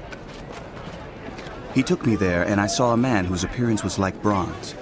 He was standing in the gateway with a linen cord and a measuring rod in his hand. The man said to me, Son of man, look carefully and listen closely, and pay attention to everything I'm going to show you, for that is why you have been brought here. Tell the house of Israel everything you see. I saw a wall completely surrounding the temple area. The length of the measuring rod in the man's hand was 6 long cubits, each of which was a cubit and a handbreadth. He measured the wall. It was 1 measuring rod thick and 1 rod high. Then he went to the east gate. He climbed its steps and measured the threshold of the gate. It was 1 rod deep. The alcoves for the guards were 1 rod long and 1 rod wide, and the projecting walls between the alcoves were 5 cubits thick. And the threshold of the gate next to the portico facing the temple was 1 rod deep. Then he measured the portico of the gateway. It was 8 cubits deep, and its jambs were 2 cubits thick. The portico of the gateway faced the temple. Inside the east gate were 3 alcoves on each side. The 3 had the same measurements, and the faces of the projecting walls on each side had the same measurements. Then he measured the width of the entrance of the gateway. It was 10 cubits, and its length was 13 cubits. In front of each alcove was a wall 1 cubit high, and the alcoves were 6 cubits square. Then he measured the gateway from the top of the rear wall of one alcove to the top of the opposite one. The distance was 25 cubits from one parapet opening to the opposite one. He measured along the faces of the projecting walls all around the inside of the gateway, 60 cubits. The measurement was up to the portico facing the courtyard. The distance from the entrance of the gateway to the far end of its portico was 50 cubits. The alcoves and projecting walls inside the gateway were surmounted by narrow parapet openings all around, as was the portico. The openings all around faced inward. The faces of the projecting walls were decorated with palm trees. Then he brought me into the outer court. There I saw some rooms and a pavement that had been constructed all around the court. There were 30 rooms along the pavement. It abutted the sides of the gateways and was as wide as they were long. This was the lower pavement. Then he measured the distance from the inside of the lower gateway to the outside of the inner court. It was 100 cubits on the east side as well as on the north. Then he measured the length and width of the north gate leading into the outer court. Its alcoves, 3 on each side, its projecting walls, and its portico had the same measurements as those of the first gateway. It was 50 cubits long and 25 cubits wide. Its openings, its portico, and its palm tree decorations had the same measurements as those of the gate facing east. 7 steps led up to it, with its portico opposite them. There was a gate to the inner court facing the north gate, just as there was on the east. He measured from one gate to the opposite one. It was 100 cubits. Then he led me to the south side, and I saw the south gate. He measured its jambs and its portico, and they had the same measurements as the others. The gateway and its portico had narrow openings all around, like the openings of the others. It was 50 cubits long and 25 cubits wide. 7 steps led up to it, with its portico opposite them. It had palm tree decorations on the faces of the projecting walls on each side. The inner court also had a gate facing south, and he measured from this gate to the outer gate on the south side. It was 100 cubits. Then he brought me into the inner court through the south gate, and he measured the south gate. It had the same measurements as the others. Its alcoves, its projecting walls, and its portico had the same measurements as the others. The gateway and its portico had openings all around. It was 50 cubits long and 25 cubits wide. The porticos of the gateways around the inner court were 25 cubits wide and 5 cubits deep. Its portico faced the outer court. Palm trees decorated its jambs, and 8 steps led up to it. Then he brought me to the inner court on the east side, and he measured the gateway. It had the same measurements as the others. Its alcoves, its projecting walls, and its portico had the same measurements as the others. The gateway and its portico had openings all around. It was 50 cubits long and 25 cubits wide. Its portico faced the outer court.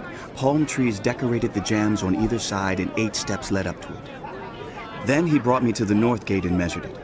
It had the same measurements as the others, as did its alcoves, its projecting walls, and its portico, and it had openings all around.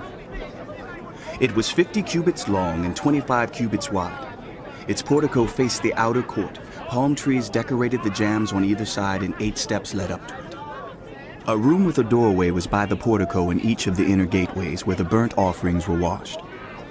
In the portico of the gateway were 2 tables on each side, on which the burnt offerings, sin offerings, and guilt offerings were slaughtered. By the outside wall of the portico of the gateway, near the steps at the entrance of the north gateway were 2 tables, and on the other side of the steps were 2 tables. So there were 4 tables on one side of the gateway and 4 on the other, 8 tables in all, on which the sacrifices were slaughtered. There were also 4 tables of dressed stone for the burnt offerings, each a cubit and a half long, a cubit and a half wide, and a cubit high. On them were placed the utensils for slaughtering the burnt offerings and the other sacrifices. And double-pronged hooks, each a handbreadth long, were attached to the wall all around. The tables were for the flesh of the offerings. Outside the inner gate within the inner court were 2 rooms, one at the side of the north gate and facing south, and another at the side of the south gate and facing north. He said to me, "The room facing south is for the priests who guard the temple, and the room facing north is for the priests who guard the altar. These are the sons of Zadok, who are the only Levites who may draw near to the Lord to minister before him." Then he measured the court. It was square, 100 cubits long and 100 cubits wide, and the altar was in front of the temple. He brought me to the portico of the temple and measured the jambs of the portico. They were 5 cubits wide on either side. The width of the entrance was 14 cubits, and its projecting walls were 3 cubits wide on either side. The portico was 20 cubits wide, and 12 cubits from front to back. It was reached by a flight of stairs, and there were pillars on each side. The main hall and measured the jambs. The width of the jambs was 6 cubits on each side. The entrance was 10 cubits wide, and the projecting walls on each side of it were 5 cubits wide. He also measured the main hall. It was 40 cubits long and 20 cubits wide. Then he went into the inner sanctuary and measured the jambs of the entrance. Each was 2 cubits wide. The entrance was 6 cubits wide, and the projecting walls on each side of it were 7 cubits wide. And he measured the length of the inner sanctuary. It was 20 cubits, and its width was 20 cubits across the end of the main hall. He said to me, "This is the most holy place." Then he measured the wall of the temple. It was 6 cubits thick, and each side room around the temple was 4 cubits wide.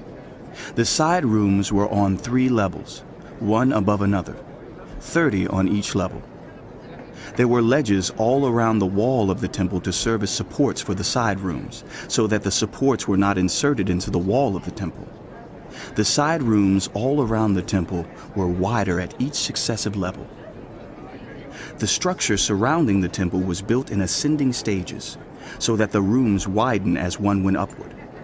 A stairway went up from the lowest floor to the top floor through the middle floor. I saw that the temple had a raised base all around it, forming the foundation of the side rooms. It was the length of the rod, 6 long cubits. The outer wall of the side rooms was 5 cubits thick. The open area between the side rooms of the temple and the priest's rooms was 20 cubits wide all around the temple. There were entrances to the side rooms from the open area, one on the north and another on the south, and the base adjoining the open area was 5 cubits wide all around. The building facing the temple courtyard on the west side was 70 cubits wide. The wall of the building was 5 cubits thick all around, and its length was 90 cubits. Then he measured the temple. It was 100 cubits long, and the temple courtyard and the building with its walls were also 100 cubits long. The width of the temple courtyard on the east, including the front of the temple, was 100 cubits. Then he measured the length of the building facing the courtyard at the rear of the temple. Including its galleries on each side, it was 100 cubits. The main hall, the inner sanctuary, and the portico facing the court, as well as the thresholds and the narrow windows and galleries around the 3 of them. Everything beyond and including the threshold was covered with wood. The floor, the wall up to the windows, and the windows were covered. In the space above the outside of the entrance to the inner sanctuary, and on the walls at regular intervals all around the inner and outer sanctuary, were carved cherubim and palm trees. Palm trees alternated with cherubim. Each cherub had 2 faces, the face of a human being toward the palm tree on one side, and the face of a lion toward the palm tree on the other. They were carved all around the whole temple. From the floor to the area above the entrance, cherubim and palm trees were carved on the wall of the main hall. The main hall had a rectangular doorframe, and the one at the front of the most holy place was similar. There was a wooden altar 3 cubits high and 2 cubits square. Its corners, its base, and its sides were of wood. The man said to me, "This is the table that is before the Lord." Both the main hall and the most holy place had double doors. Each door had 2 leaves, 2 hinged leaves for each door. And on the doors of the main hall were carved cherubim and palm trees like those carved on the walls, and there was a wooden overhang on the front of the portico. On the side walls of the portico were narrow windows with palm trees carved on each side.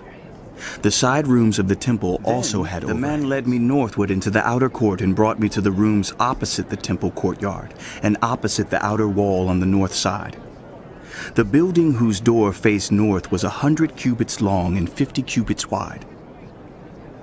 Both in the section 20 cubits from the inner court and in the section opposite the pavement of the outer court, gallery faced gallery at the 3 levels.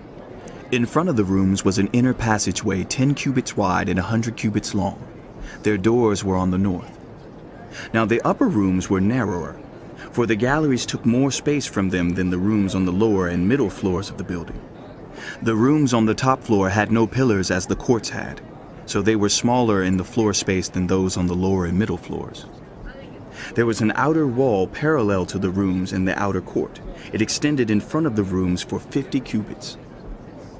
While the row of rooms on the side next to the outer court was 50 cubits long, the row on the side nearest the sanctuary was 100 cubits long. The lower rooms had an entrance on the east side as one enters them from the outer court. On the south side, along the length of the wall of the outer court, adjoining the temple courtyard and opposite the outer wall, were rooms with a passageway in front of them. These were like the rooms on the north. They had the same length and width with similar exits and dimensions. Similar to the doorways on the north were the doorways of the rooms on the south. There was a doorway at the beginning of the passageway that was parallel to the corresponding wall extending eastward by which one enters the rooms.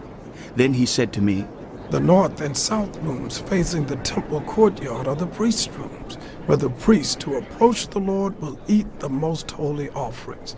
There they will put the most holy offerings, the grain offerings, the sin offerings, and the guilt offerings, for the place is holy. Once the priests enter the holy precincts, they are not to go into the outer court until they leave behind the garments in which they minister, but these are holy. They are to put on other clothes before they go near the places that are for the people. When he had finished measuring what was inside the temple area, he led me out by the east gate and measured the area all around. He measured the east side with the measuring rod. It was 500 cubits. He measured the north side. It was 500 cubits by the measuring rod. He measured the south side. It was 500 cubits by the measuring rod. Then he turned to the west side and measured. It was 500 cubits by the measuring rod. So he measured the area on all four sides. It had a wall around it 500 cubits long and 500 cubits wide, to separate the holy. Man brought me to the gate facing east, and I saw the glory of the God of Israel coming from the east. His voice was like the roar of rushing waters, and the land was radiant with his glory. The vision I saw was like the vision I had seen when he came to destroy the city, and like the visions I had seen by the Kibar River, and I fell face down. The glory of the Lord entered the temple through the gate facing east. Then the Spirit lifted me up and brought me into the inner court, and the glory of the Lord filled the temple. While the man was standing beside me, I heard someone speaking to me from inside the temple. He said, Son of man, this is the place of my throne, and the place for the soles of my feet. This is where I will live among the Israelites forever. The house of Israel will never again defile my holy name, neither they nor their kings, by their prostitution and the funeral offerings for their kings at their death. When they placed their threshold next to my threshold, and their doorpost beside my doorpost, with only a wall between me and them, they defiled my holy name by their detestable practices. So I destroyed them in my anger. Now let them put away from me their prostitution and the funeral offerings for their kings, and I will live among them forever. Son of man, describe the temple to the people of Israel, that they may be ashamed of their sins. Let them consider its perfection, and if they are ashamed of all they have done, make known to them the design of the temple, its arrangement, its exits and entrances, its whole design, and all its regulations and laws. Write these down before them, so that they may be faithful to its design and follow all its regulations. This is the law of the temple. All the surrounding area on top of the mountain will be most holy. Such is the law of the temple. These are the measurements of the altar in long cubits, that cubit being a cubit and a handbreadth. Its gutter is a cubit deep and a cubit wide, with a rim of 1 span around the edge. And this is the height of the altar. From the gutter on the ground up to the lower ledge that goes around the altar, it is 2 cubits high, and the ledge is a cubit wide. From this lower ledge to the upper ledge that goes around the altar, it is 4 cubits high, and that ledge is also a cubit wide. Above that, the altar hearth is 4 cubits high, and 4 horns project upward from the hearth. The altar hearth is square, 12 cubits long and 12 cubits wide. The upper ledge also is square, 14 cubits long and 14 cubits wide. All around the altar is a gutter of 1 cubit with a rim of half a cubit. The steps of the altar face east. Then he said to me, Son of man, this is what the sovereign Lord says. These will be the regulations for sacrificing burnt offerings and splashing blood against the altar when it is built. You are to give a young bull as a sin offering to the Levitical priests of the family of Zadok, who come near to minister before me, declares the sovereign Lord. You are to take some of its blood and put it on the 4 horns of the altar and on the 4 corners of the upper ledge and all around the rim, and so purify the altar and make atonement for it. You are to take the bull for the sin offering and burn it in the designated part of the temple area outside the sanctuary. On the 2nd day, you are to offer a male goat without defect for a sin offering, and the altar is to be purified as it was purified with the bull. When you have finished purifying it, you are to offer a young bull and a ram from the flock, both without defect. You are to offer them before the Lord, and the priests are to sprinkle salt on them and sacrifice them as a burnt offering to the Lord. For 7 days you are to provide a male goat daily for a sin offering. You are also to provide a young bull and a ram from the flock, both without defect.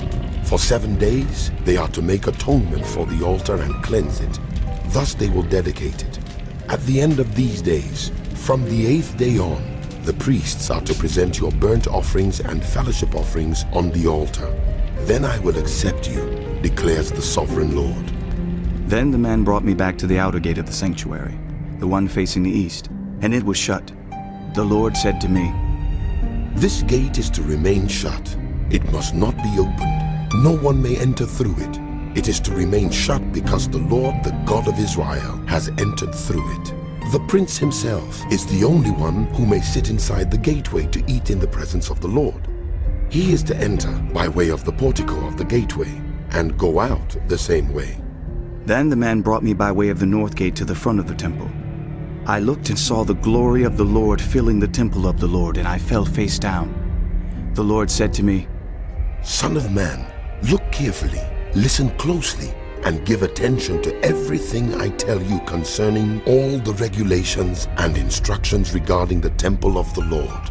Give attention to the entrance to the temple and all the exits of the sanctuary. Say to the rebellious house of Israel, This is what the sovereign Lord says. Enough of your detestable practices, house of Israel. In addition to all your other detestable practices, you brought foreigners, uncircumcised in heart and flesh, into my sanctuary, desecrating my temple while you offered me food, fat and blood, and you broke my covenant. Instead of carrying out your duty in regard to my holy things, you put others in charge of my sanctuary. This is what the sovereign Lord says. No foreigner, uncircumcised in heart and flesh, is to enter my sanctuary, not even the foreigners who live among the Israelites. The Levites, who went far from me when Israel went astray, and who wandered from me after their idols, must bear the consequences of their sin. They may serve in my sanctuary, having charge of the gates of the temple, and serving in it, they may slaughter the burnt offerings and sacrifices for the people, and stand before the people and serve them. But because they served them in the presence of their idols, and made the house of Israel fall into sin, therefore I have sworn with uplifted hand that they must bear the consequences of their sin, declares the sovereign Lord. They are not to come near to serve me as priests, or come near any of my holy things, or my most holy offerings. They must bear the shame of their detestable practices. And I will appoint them to guard the temple for all the work that is to be done in it. But the Levitical priests, who are descendants of Zadok, and who guarded my sanctuary when the Israelites went astray from me, are to come near to minister before me. They are to stand before me to offer sacrifices of fat and blood, declares the sovereign Lord. They alone are to enter my sanctuary. They alone are to come near my table to minister before me and serve me as guards. When they enter the gates of the inner court, they are to wear linen clothes. They must not wear any woolen garment while ministering at the gates of the inner court or inside the temple. They are to wear linen turbans on their heads and linen undergarments around their waists. They must not wear anything that makes them perspire. When they go out into the outer court, where the people are, they are to take off the clothes they have been ministering in, and are to leave them in the sacred rooms, and put on other clothes so that the people are not consecrated through contact with their garments. They must not shave their heads or let their hair grow long, but they are to keep the hair of their heads trimmed. No priest is to drink wine when he enters the inner court.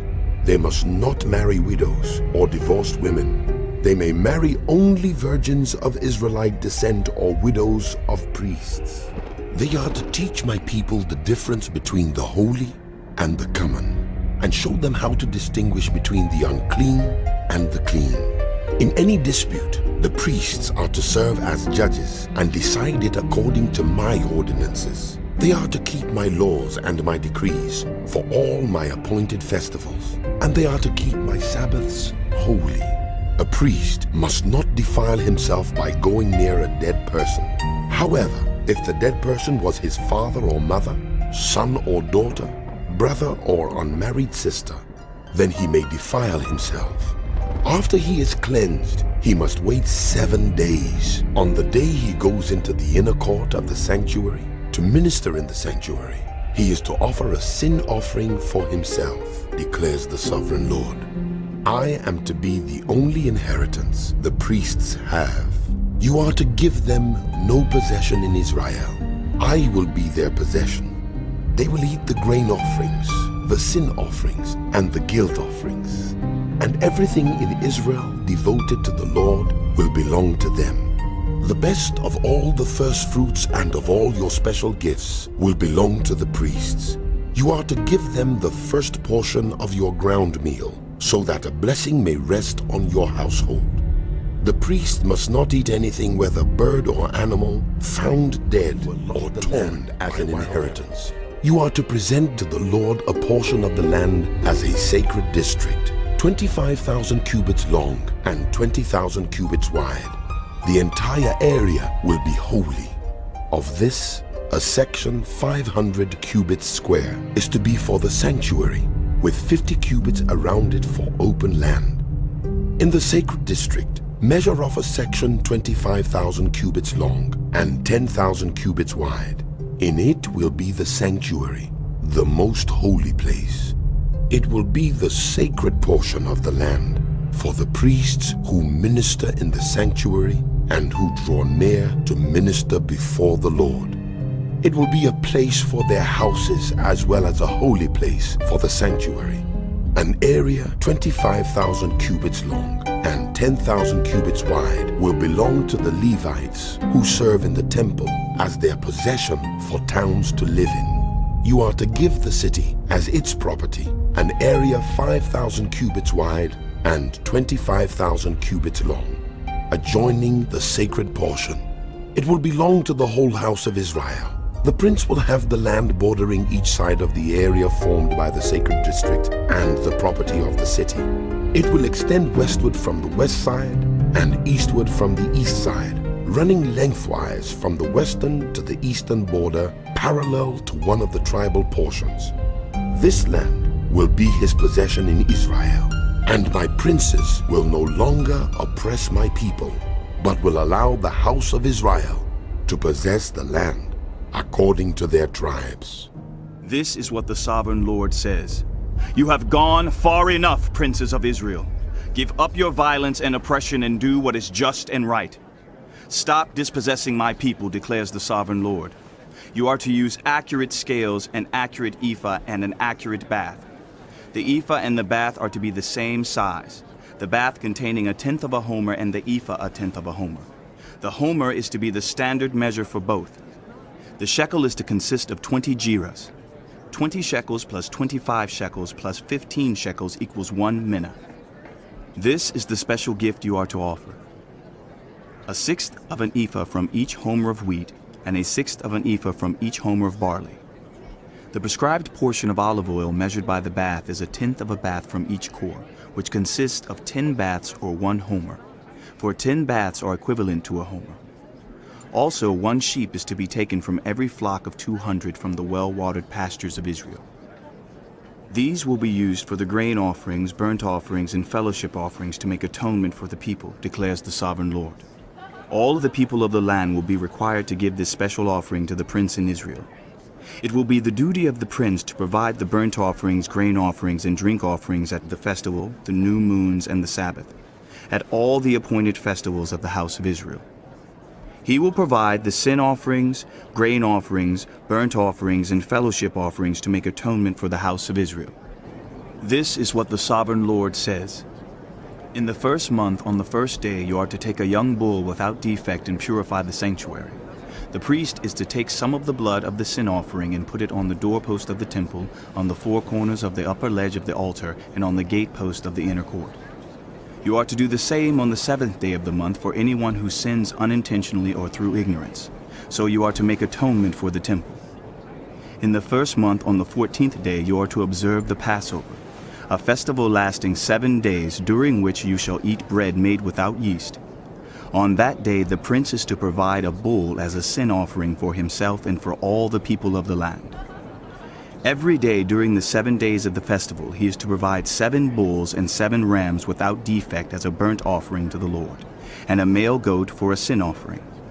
He is to provide as a grain offering an ephah for each bull and an ephah for each ram, along with a hin of olive oil for each ephah.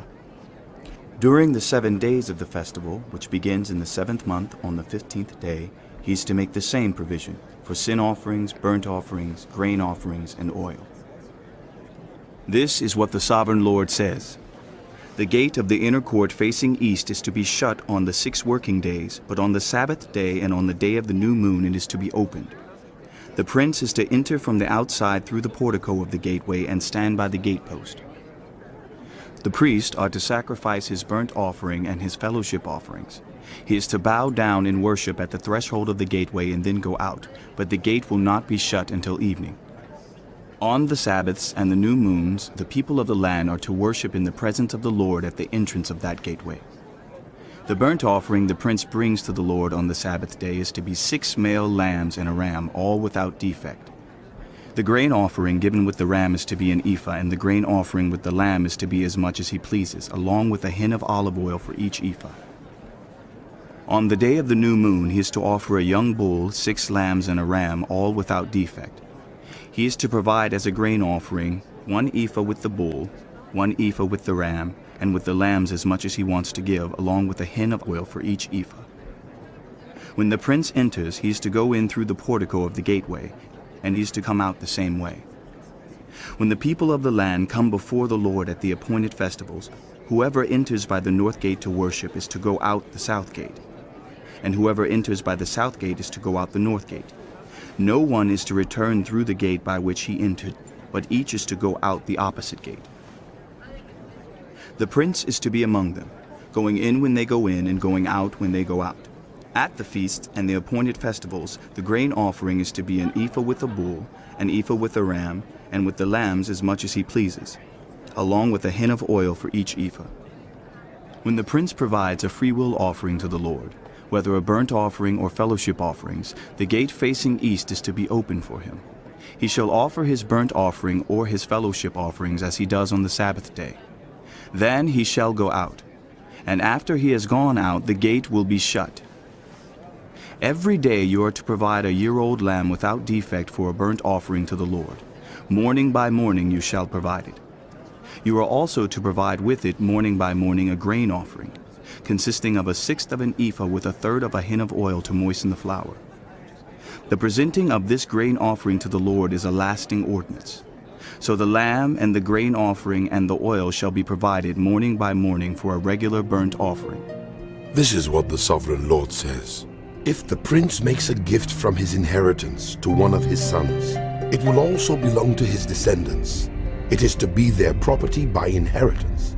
If, however, he makes a gift from his inheritance to one of his servants, the servant may keep it until the year of freedom.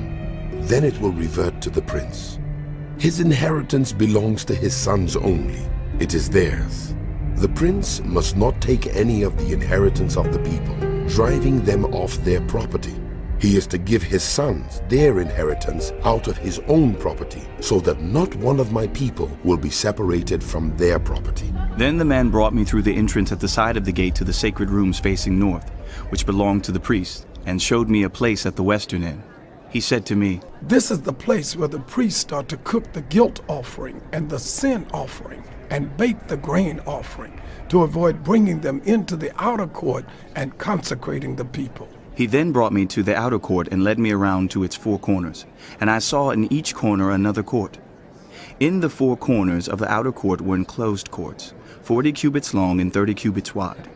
Each of the courts in the 4 corners was the same size. Around the inside of each of the 4 courts was a ledge of stone, with places for fire built all around under the ledge. He said to me, "These are the kitchens where those who minister at the temple are to cook the sacrifices of the people." The man brought me back to the entrance to the temple, and I saw water coming out from under the threshold of the temple toward the east, for the temple faced east.